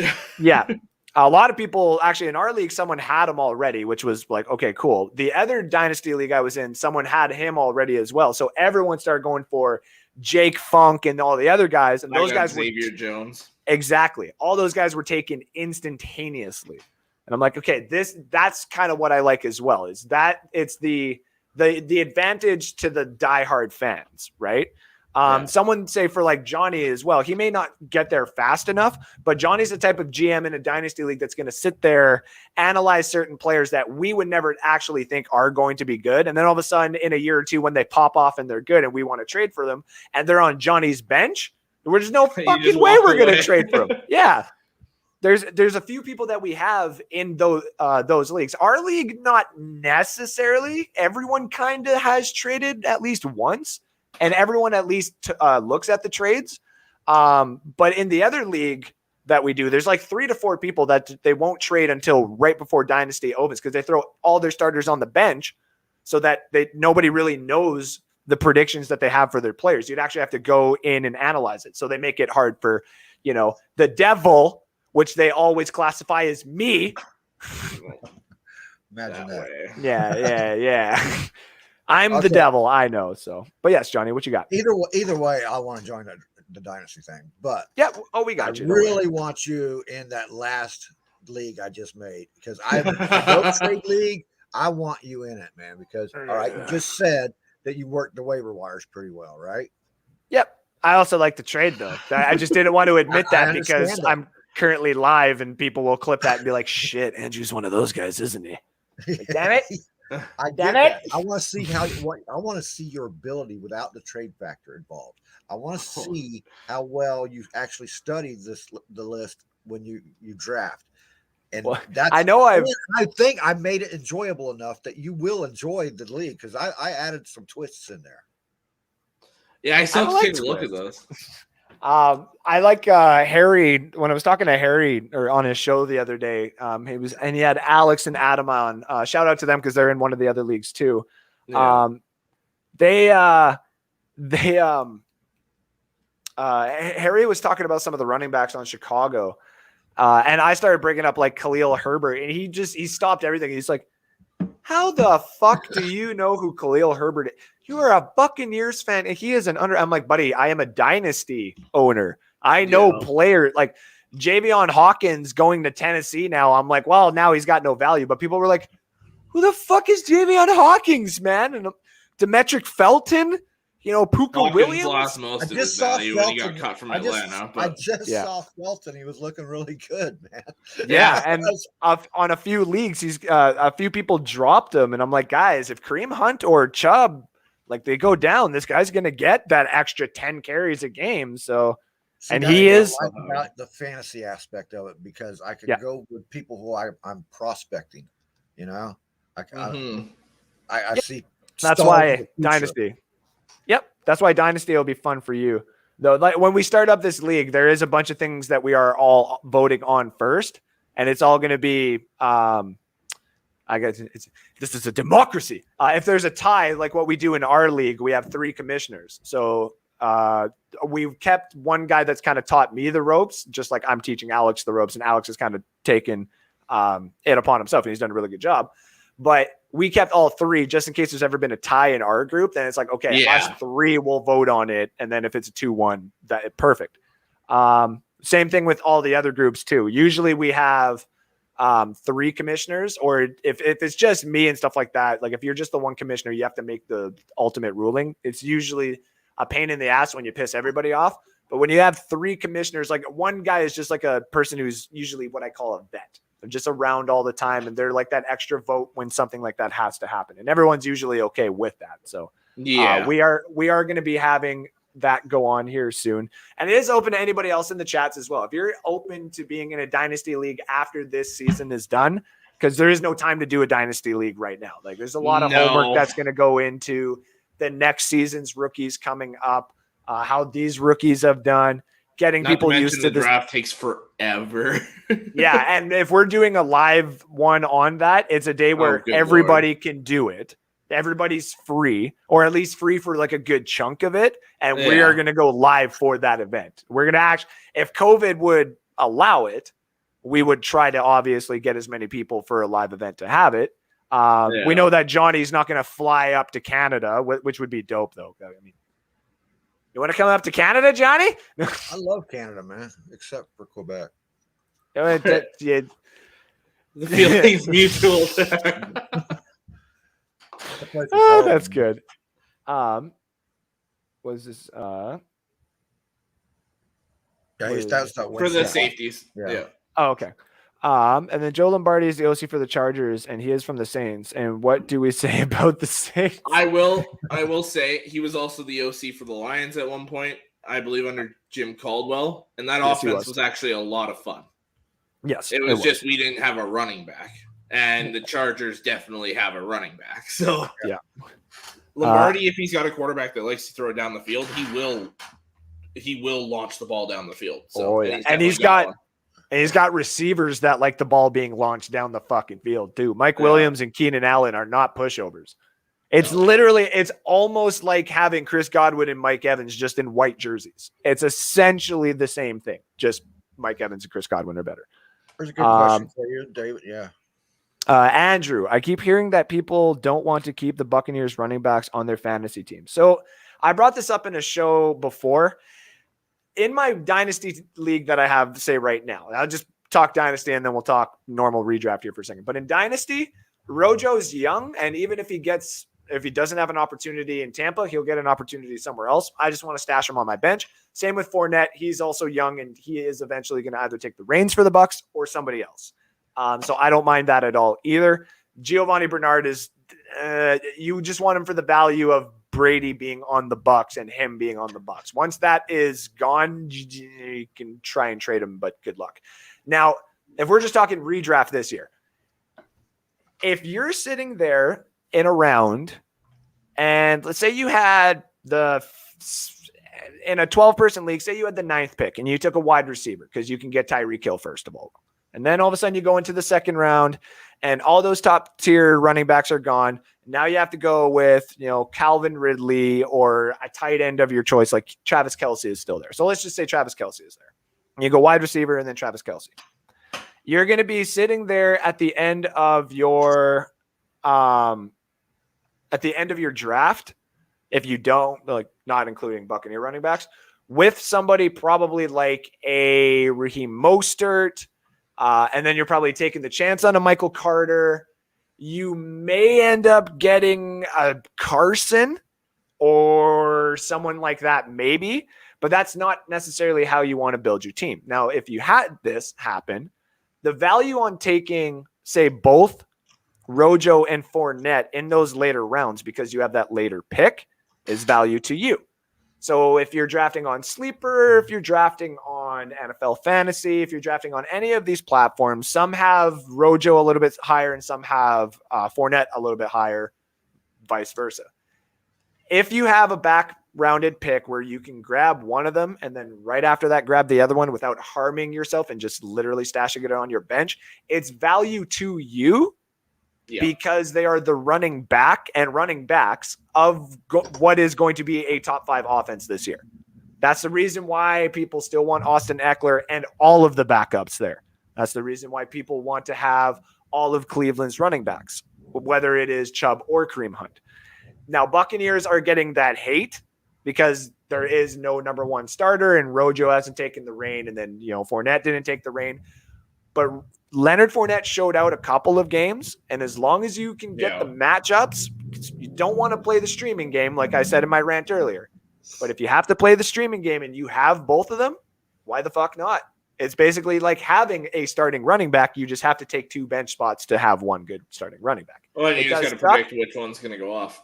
Yep, and it does suck, but all of a sudden, say Rojo gets benched and Fournette's taking the next game, you put Fournette in. Right? Yeah. As long as you can keep your flexes, pretty stacked, and you can keep your running back 1 and 2 pretty consistent, you can at least get some good value from them. The good thing about that is they're usually available on the waiver wire in most leagues, except when you got Buccaneer fans in your fantasy draft, because they always grab up all the Buccaneer players, which is fine with me because I don't draft Buccaneer players that often. Yeah. And me and Alex, we're going to make a video soon about little fantasy tips and tricks. And one of those is going to be, don't draft any of your team's players if you can help it. Right. if you're sitting in the 12th round and Chris Godwin is just sitting there for some odd reason, and I'm a Buccaneers fan, it's like, well, duh, I'm gonna take him. So Yeah, absolutely. Couple of comments here. Drew says, honestly, the only people I'd take on the Bucs for fantasy would be their defense or Brady. That ball is going to get spread around. Now, that is also very true. That does go into why everybody's talking about the wide receivers and like Chris Godwin, Antonio Brown. People are saying Antonio Brown will see some more targets. Nobody wants to even touch the tight ends there, which is true. Yes, they are going to spread it around. And to be completely fair, I do 100% agree with this. I would say there's more value to the wide receivers, like if you have a Godwin or an Evans, but having both of the running backs for the Buccaneers would be valuable instead of having just one. That's for sure. But for the wide receivers, it's not that case. It's definitely not that case. But I agree with this. I have tried in our dynasty league to trade for the Buccaneers defense every time. And the person who has it keeps giving me these offers where it's like, you're going to have to give me an actual player. And I'm like, fuck you. It's a defense. And then from Kyle Trask takes over. Oh, get out of here. From the Buccaneers practices I watched, Rojo has been looking better than Fournette, but I haven't watched all of the practices. That's also two different. Okay, go ahead. Yeah. Oh no, I was just going to say that's one of the advantages, say, like here at Bucs Report, that say I have a little bit more intel on these running backs than any of the other guys in any of the leagues that I'll be having, unless of course I'm going up against Evan Winter or Drew or any of the other guys at Bucs Report. I just when you look at this in a whole, Fournette should technically be the starter. But Rojo was drafted, though I've been held on camera, and I will always say it again. I don't necessarily think Rojo was the running back that we wanted. I just think he was the last one available before a very big teardrop. So, but it's a good thing we didn't get Rashad Penny. So let's all be very happy with that. Yeah. Go ahead, buddy. Fournette has been doing very well in camp, and his hands have improved back to where he's supposed to be. Yep. Remember when Fournette came out? He was a number 4 draft pick for a reason. He could catch the ball. He can power through. And he can basically, if given time, he can become that King Henry on the team also. Yeah. Because he is a very powerful man, and it's hard to take him down. Yep. And as we all know, fucking toe injuries can be career ruiners. Right. It's like, man, and for some odd reason, for the 2 years in Jacksonville, he just couldn't get together because of the toe injury. So, do we know if our rookie is kicking tonight? I really don't want to lose him as a backup. Okay, so I also said this on a show because, and a lot of people are saying, let's try and trade him, get some value for him. I don't. We've had such kicking atrocities for so many seasons and so many kicking problems. I would rather have 9 kickers on my practice roster just to make sure that everyone can kick. It's never miss a field goal ever again. So I agree with that as well. Every team in the league outside of Baltimore feels the same way, right? Yeah. That's what gives this kicker so much value, though. Yeah. You know what I mean? So it is tempting. There is temptation there, man. Oh my God. You could clean out the board with just a kicker, dude, because everybody needs one. If Justin Tucker, there's sometimes where he kicks that ball and he just kind of and he misses, but he looks at it and he's just like, I know, right? Yeah. What did I do? And he kind of he goes back to the sideline. And he looks at his shoe and he looks at everything and he kind of does this little completely analyzes everything. Yeah, it's like holy shit. Yeah, he is amazing, dude. It's almost robotic, Though I'm not gonna lie, and not my greatest take, but I still hold true to it. Just because, and I understand Pinion's a god, and I know it's a bad thing to say, but I still was like, listen, save some money. Get Pat McAfee out of retirement. Get him on the damn Bucs. Get me that damn jersey and get that damn man a ring. That would be like getting John Riggins out of retirement. Pat McAfee puts away some beer, man. You know he does. I know. It's hilarious to see, actually. Though he has gone say a little bit more athletic because of the WWE and stuff like that. But no, you're not wrong. Yeah, it would be funny to see him try to kick the ball or everybody blew him out of the field. In his hand trying to kick the ball. Oh my god. That would be amazing. Well, okay, no, hold on. Just off topic here, quick. So the other week, I think it was 2 weeks ago, I came downstairs and I had beer, and Kim was just kind of sitting over there like chilling, and I like grabbed the beer and I like slammed it and I started chugging it like I was Stone Cold Steve Austin. And she was like, "What the hell?" Like beer everywhere. And I was like, "You better listen up right now. You by far the goddamn gorgeous thing I ever damn seen. Like, oh my God." I just started going full Stone Cold on her ass. I was like, "I would stunner you in places you didn't even know that would hurt." Okay. Like, oh my God. I just have to get that off my chest here. Drew says KJ Britt making. Oh, sorry. No, go ahead. There was. Yeah. That's right. Who would you rather have, Deontay Johnson or Robbie Anderson? See, now we got a lot of people getting in on this. I like this. If we're talking dynasty, give me Deontay Johnson, but I'm gonna just assume this is a redraft. Give me Robbie Anderson. Just for the plain fact that Sam Darnold's there this year. I love the question mark. Oh. Yep. You were saying? Only Good because talk. Sam. Oh, sorry. Did I pop out? Yeah. A little bit. Uh-oh, sorry. I love the way your face freezes every time you do it, too. It's like in a redraft, I'll take Robbie Anderson because of Sam Darnold. So no arguments. I'm not as high on Sam Darnold as everybody else is. I got to see a season with him. Okay.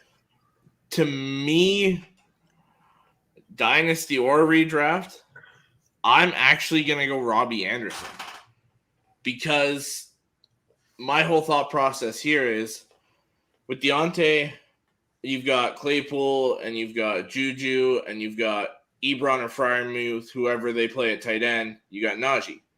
Yes, in Carolina. Who's number one?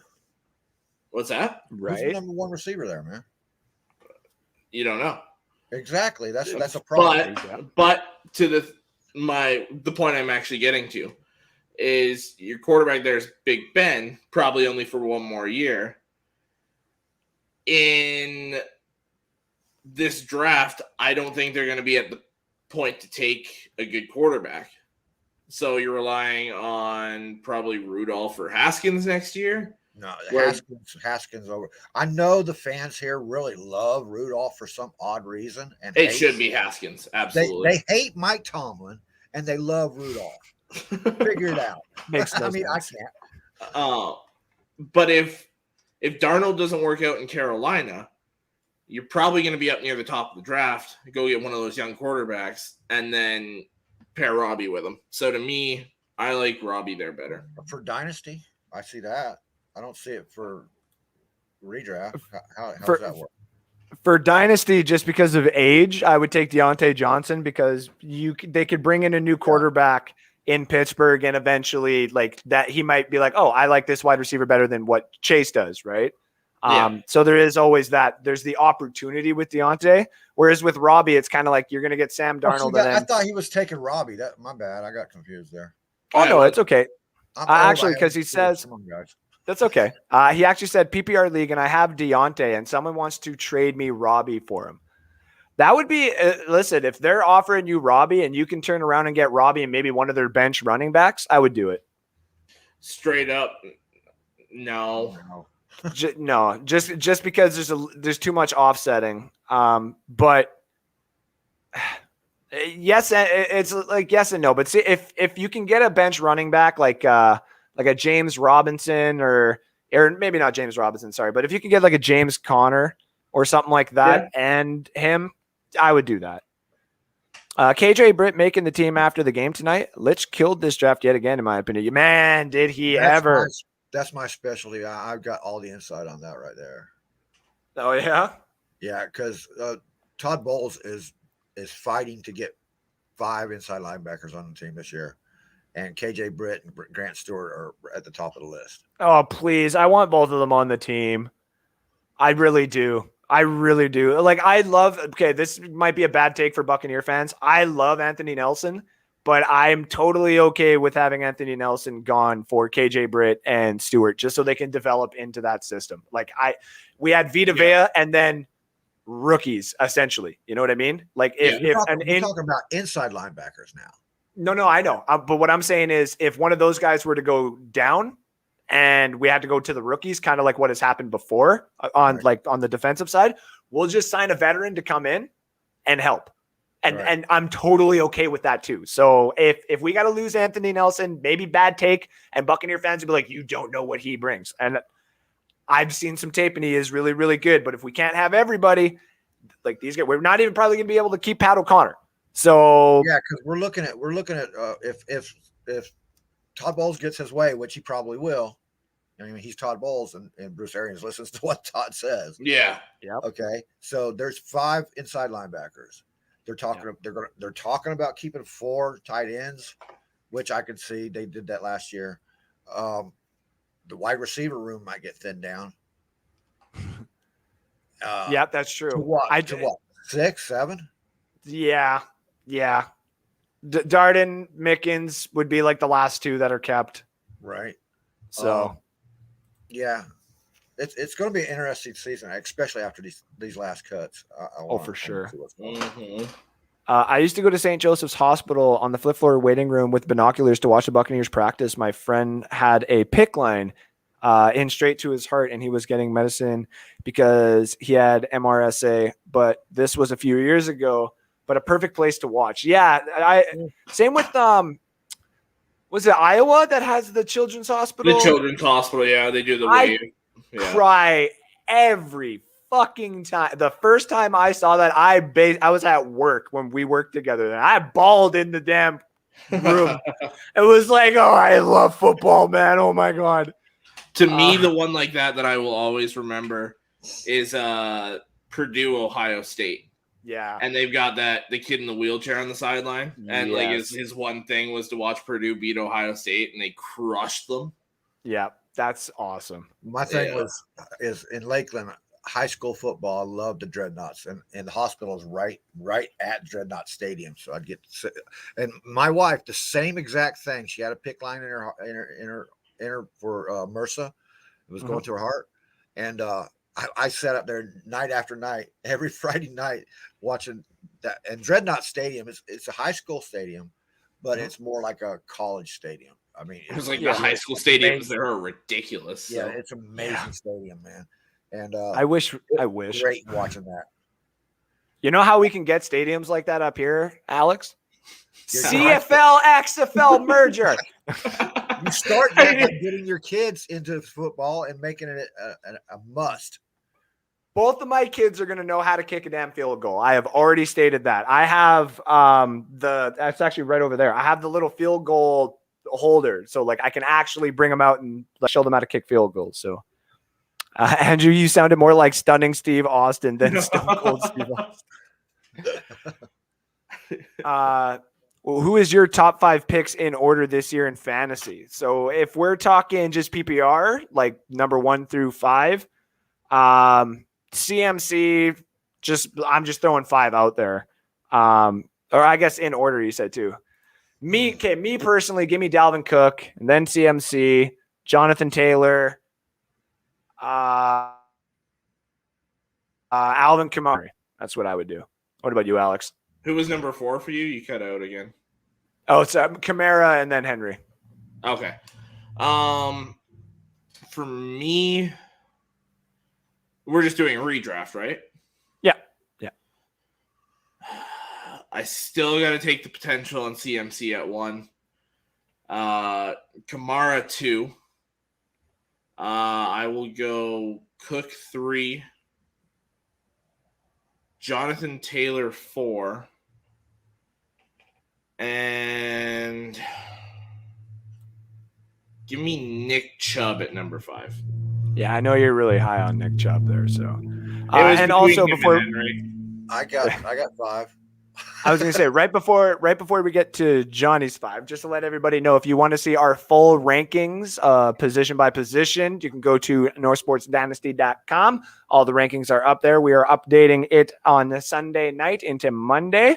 right after this preseason. So we'll be updated for you guys. And remember, it's all dynasty format, so it's all startup league and such. So I got one more thing to add to that. Yeah. Go ahead, Johnny. You're 5. Don't just read the articles. Respond. Go to the comments and tell them what you feel about their lists. Yeah. Let us know. What was your 5 there too, Johnny? Quick. Okay. First off, I can't put CMC in my top 5 because he's going to be on a pitch count. He's going to be on a pitch count. We don't know if he's going to be healthy throughout the year. We assume he is, but he's not a machine. Okay. Yep. Yeah. And they have put miles upon miles on his legs, and he has taken some battering. And his physical stature isn't really set up for the kind of beating that he has taken. So true. I like CMC a lot, and if I was going to pick him for individual games, then he would be on my list for individual games. But I can't go through a whole season. No way. So King Henry is still, until you beat him, he's still going to be there. I've got Henry. I really want to take Dalvin Cook, but I can't because I'm not sure about his health. I would put him at 4, but not at 2. Let's see, 2. I really want to take Dobbins, but I can't take Dobbins that high because of the system he's in. 2 would probably, it's going to sound stupid, but if this is, so we're talking fantasy, Eckler would be number 2 on my list then, because he's over and over and over again. He's in my top 10. Yeah, he's got Henry 1, Eckler 2. Who do you got 3, 4, 5? I have to go to Kamara as much as I hate to. And that's going to be even screwed up because they've got some other running backs that I think might be challenging this year. I like this is gonna. I think Henderson's going to do really well this year if he can stay healthy. Okay, he really showed out last year in his time. Yeah, I think he's improved through practice and stuff. I think I'm going to take Henderson at 3. That would be 4 technically because you got Kamara at 3. Who's your 5? Actually, that was my 5 because I put what's his name at CMC at 4. Remember? Yeah. Or you put Cook at 4. That's what it was. Yeah, Cook, Dalvin Cook. Yeah. Shit, Johnny remembers the dungeon at the old Buccaneers practices at the airport. We were building the parking garage adjacent from it. We used to sit up there and watch the practices. Yeah. What was it? Sorry, I had one more thing here. Yeah, the bets at the bottom here. So our bets for today, forgot to put these up earlier, guys. My apologies. Dynasty picks of the day. I got the Yankees in the first 5. KC, Seattle taking the first 5. San Fran taking the first 5. I got take the money line on the Padres tonight. Take Philadelphia to win by a 1.5. Get you some money there.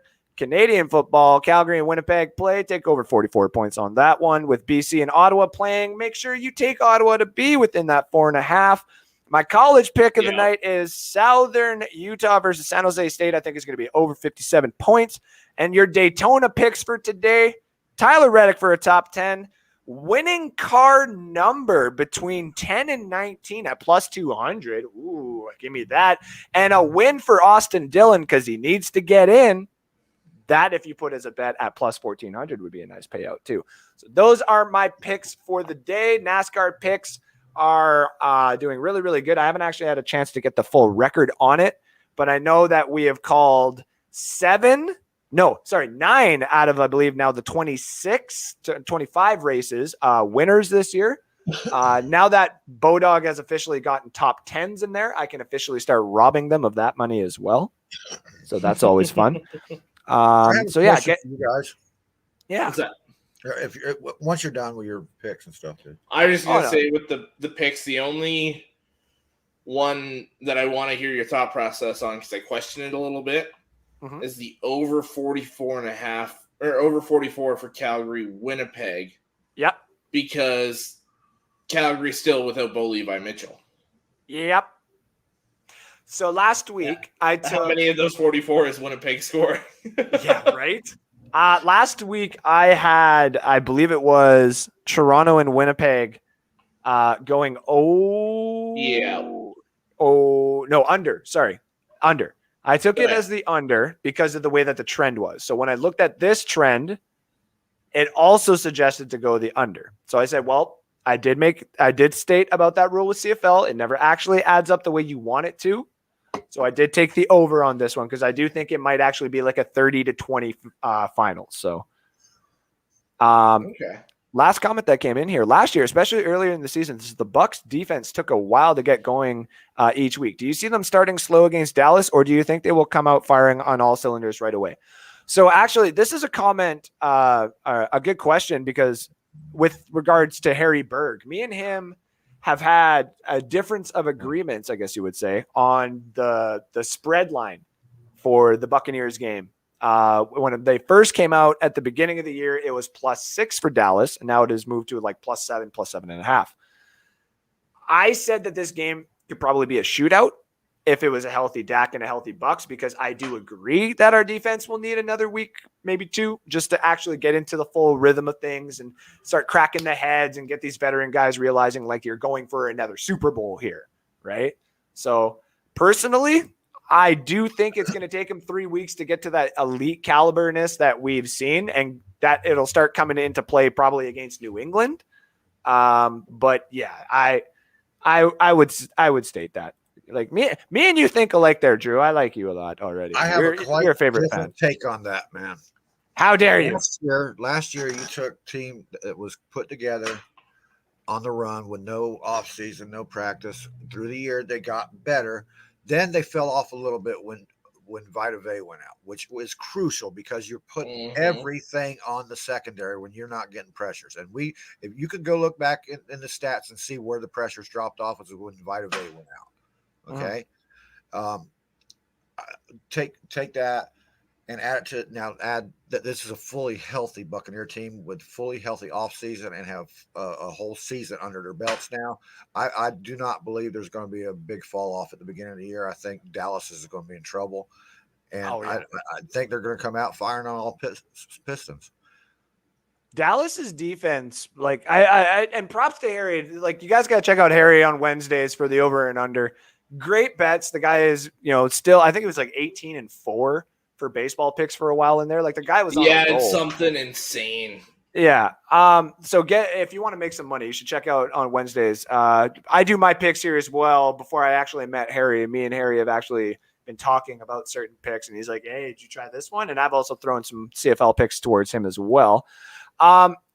With regards to that, a lot of people have the Dallas Cowboys getting like ramshacked and like completely owned in this game. And I'm trying to tell people, like, you got to forget that like their linebacking core is now top 5 just on paper. That not proven or anything like that. Just on paper, it's top 5 because you got Van Der Esch, Smith, and then you got.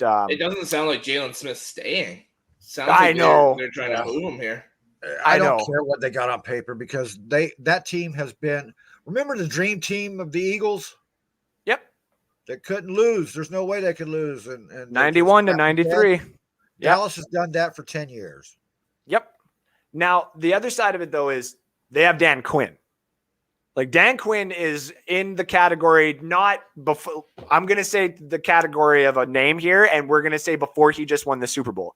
He was kind of in that category of Todd Bowles, Wade Phillips types, where he's really, really good at the defense if you just let him deal with the fucking defense, right? Now he gets a chance to go in where the offense is already really, really good. It's like, here's all the talent that we could possibly give you on the Dallas defense, and we even drafted Micah Parsons for you, which he's showing out pretty good. I'll give props where it's due. It's not going to be enough to do anything major and be like a top 10 defense, but he might be able to take them from like the bottom 30, 27 area to like 20, 19, 18th overall, just based off of pressure and just strictly pressure. And that seems to be what a lot of people are doing. Like, the Buccaneers are like, oh shit, everybody realized what won us the Super Bowl is pressure. What are we going to do? Draft more pressure. Get Joe Tryon in this bitch. And that's what we did, is we got Joe Tryon in this bitch, and now everybody's like, I'm done. I don't want to fucking play the Bucs anymore. It's like, there's a blueprint for Dan Quinn, though, because he doesn't like to change his defense up. He keeps same defense on the field.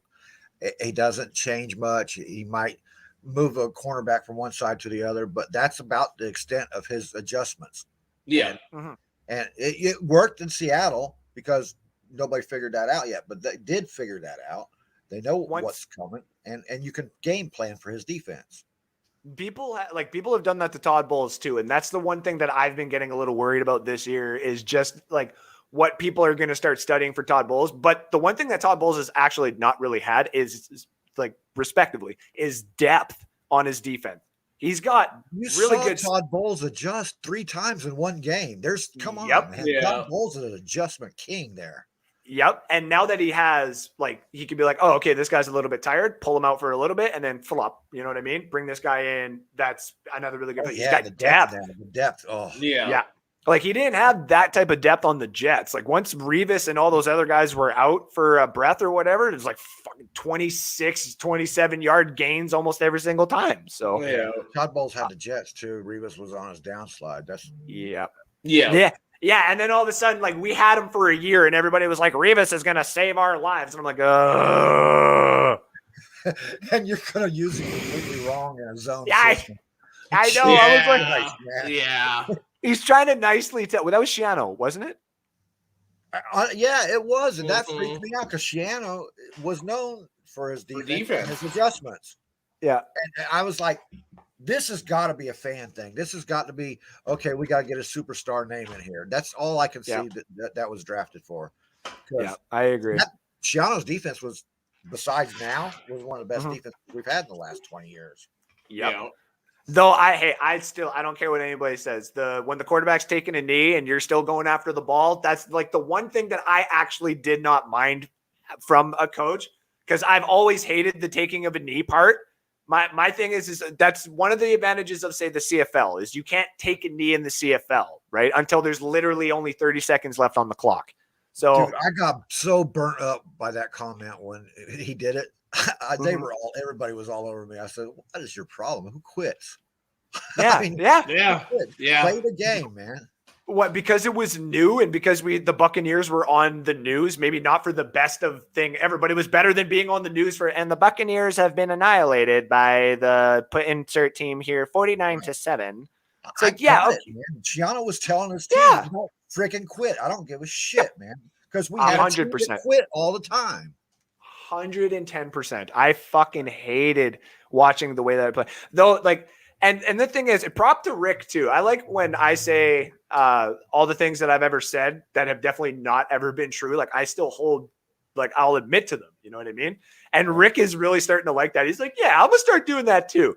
I still hold true, or not hold true, but I still hold to this day myself accountable for saying we needed to release Levante David against the Jets. I think in like his first or second year when he pushed the quarterback out of bounds and we almost won that game, and he pushed the quarterback out of the bounds and we got the penalty for it, and they got in field goal range, and then they won the game off of the field goal. I was like, what type of bullshit land and get this guy the hell out of here. He ain't never going to be nothing. I don't want him here. I was like, Luke Kuechly or get the hell out kind of thing. And I'm like, I didn't want to get rid of Claiborne or Barron, dude, because if you put them in the right scheme, as they showed later on when they went to other teams, they were good. Thank you. Yeah. Barron went to the fucking Rams and he wasn't a safety. He was a linebacker. And Claiborne in 10 years has finished in the top 3 most disruptive players. He don't get the sacks. He's not the pretty player. He's not the glamorous guy. No, he's just always done his job. He still had 6 sacks in one game. Thank you. Out of nowhere too. I was like, oh, look at that. Another against a good Buccaneer. Cowboys offense line. Yeah. Like he showed out that game. But everybody in Tampa, get rid of these guys. Get rid of these guys. Oh, Jesus Christ. Last comment of the day, and then I actually need to go. We're going to end the show so we can allow Bucs Report to get ready for their pregame and postgame Buccaneer content going on tonight. Yeah. Oh, excuse me. For the Houston Texans that they will be playing tonight. Khalil Davis. CFL game myself. I will be watching both, actually. Khalil Davis. Jesus, he is finally healthy and showing up pretty well in preseason. As Johnny mentioned, Villa will be killed us. Khalil could bring that much needed depth if anything were to happen to Villa. What are your thoughts on Khalil? Oh, not yours. That's for sure. He's he's one of those bubble guys right now. Yes, he is. And I liked the draft pick, but this is just me personally. I would rather keep Nunez, Roches, and maybe grab another swing guy off of the waiver wire than if it was Khalil Davis or Stewart, you know what I mean? Or KJ Britt, which I don't think it's necessarily going to come down to that. But say we have to make a choice, it's pretty easy for me. Yeah. I like him and I would love to keep him, but as I've said before on Live from the Cheap Seats, which you can check out tomorrow, 6:30 p.m. my time, that would be 8:30 p.m. Eastern time. Where I brought up the fact that the bad part about being a Super Bowl champion is when you do have these drafts and you love some of these players, you don't get to keep all of these players. Like I am still a Riley Below fan, and he was still a very, very smart prospect. Right. How do you say his name again? Joe Dirt. Okay. I loved him because of how smart he was. It was literally like watching Darius Leonard and Luke Kuechly and all these other linebackers. He didn't have the physical ability to do it. He was just so mentally gifted that I'm like, oh, I just keep him around and it'd be so good. But I would love to keep Khalil Davis, but I think the fact that we've won a championship and we bringing back all the returners and we have very low cap space and our practice squad is still going to be more likely rookies and stuff like that. I don't think we'll keep him. What do you guys quickly think? I'm agreeing with you 100%. Yeah. I'll agree with you because I don't know enough about Khalil Davis one way or the other. Nope, that's true. He's kind of on the outside now looking in because not that he's a bad player. It's just that you guys are so freaking loaded. Yeah. Until I will never say a player is technically like that bad. Like we'll say it as, like analysts, I guess you would say, but like in the context of like reality, I'll never say a player is bad until me and Alex can outperform them. If me and Alex can outperform you, okay, yeah, you're a bad fucking athlete and I should have your roster spot. All right. Tried to walk on with I might be able to say that about Jelani Tavai right now, the Lions linebacker. No, I'm not going to lie to you, Alex. Like I've said before, if anyone ever told me I had to go be a quarterback in like a tackle football game and stuff like that, it'd be just like, as long as I can have Alex as my center for a little while, like I'm totally fine. Because I would just go up into the huddle and be like, Alex, that guy hit me a little bit too hard. And then he's going to come across the freaking line like Quentin Nelson did that one time. Drew says, great show, guys. Keep it up. We appreciate you tuning in, Drew. And Fred Moore says, Davis will get a lot of playing time tonight with Sue out. That is for sure. Gentlemen. Not that either. Well, who knows? There's a couple other guys there too. Yeah, no, Roches will see some time for sure. I'm trying to remember the other guy that we got there.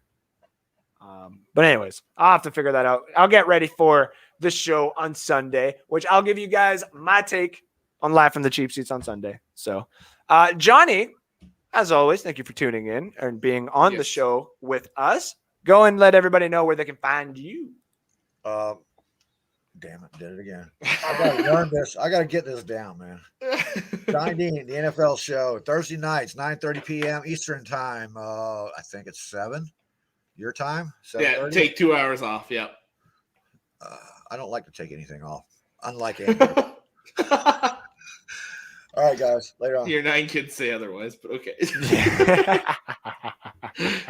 All right. Thanks again, Johnny, for being on the show. And thank you all again for tuning in.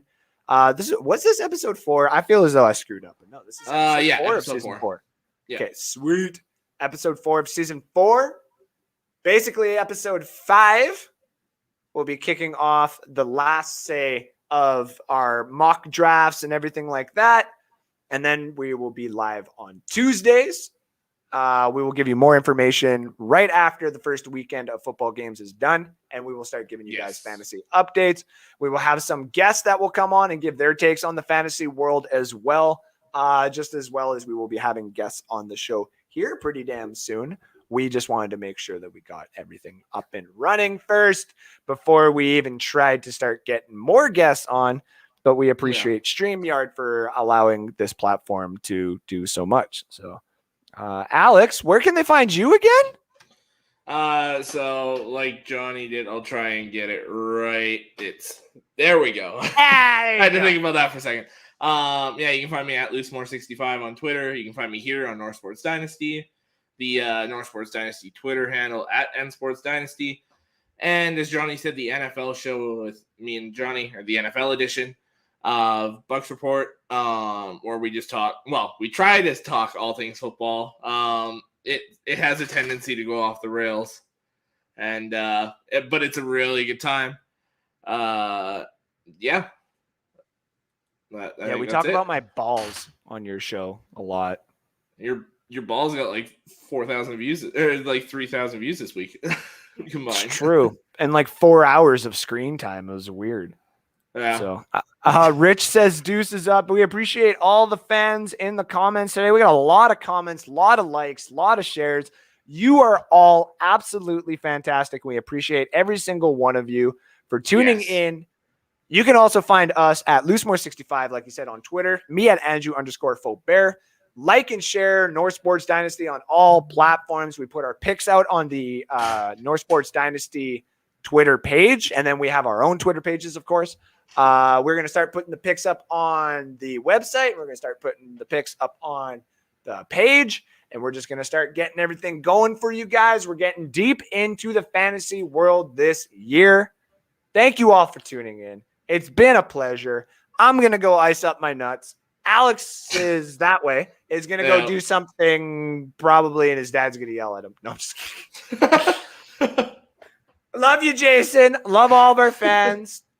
Take care now. Bye-bye then. And we'll talk to you tomorrow live from the cheap seats with me, and then Alex with you guys on Thursday.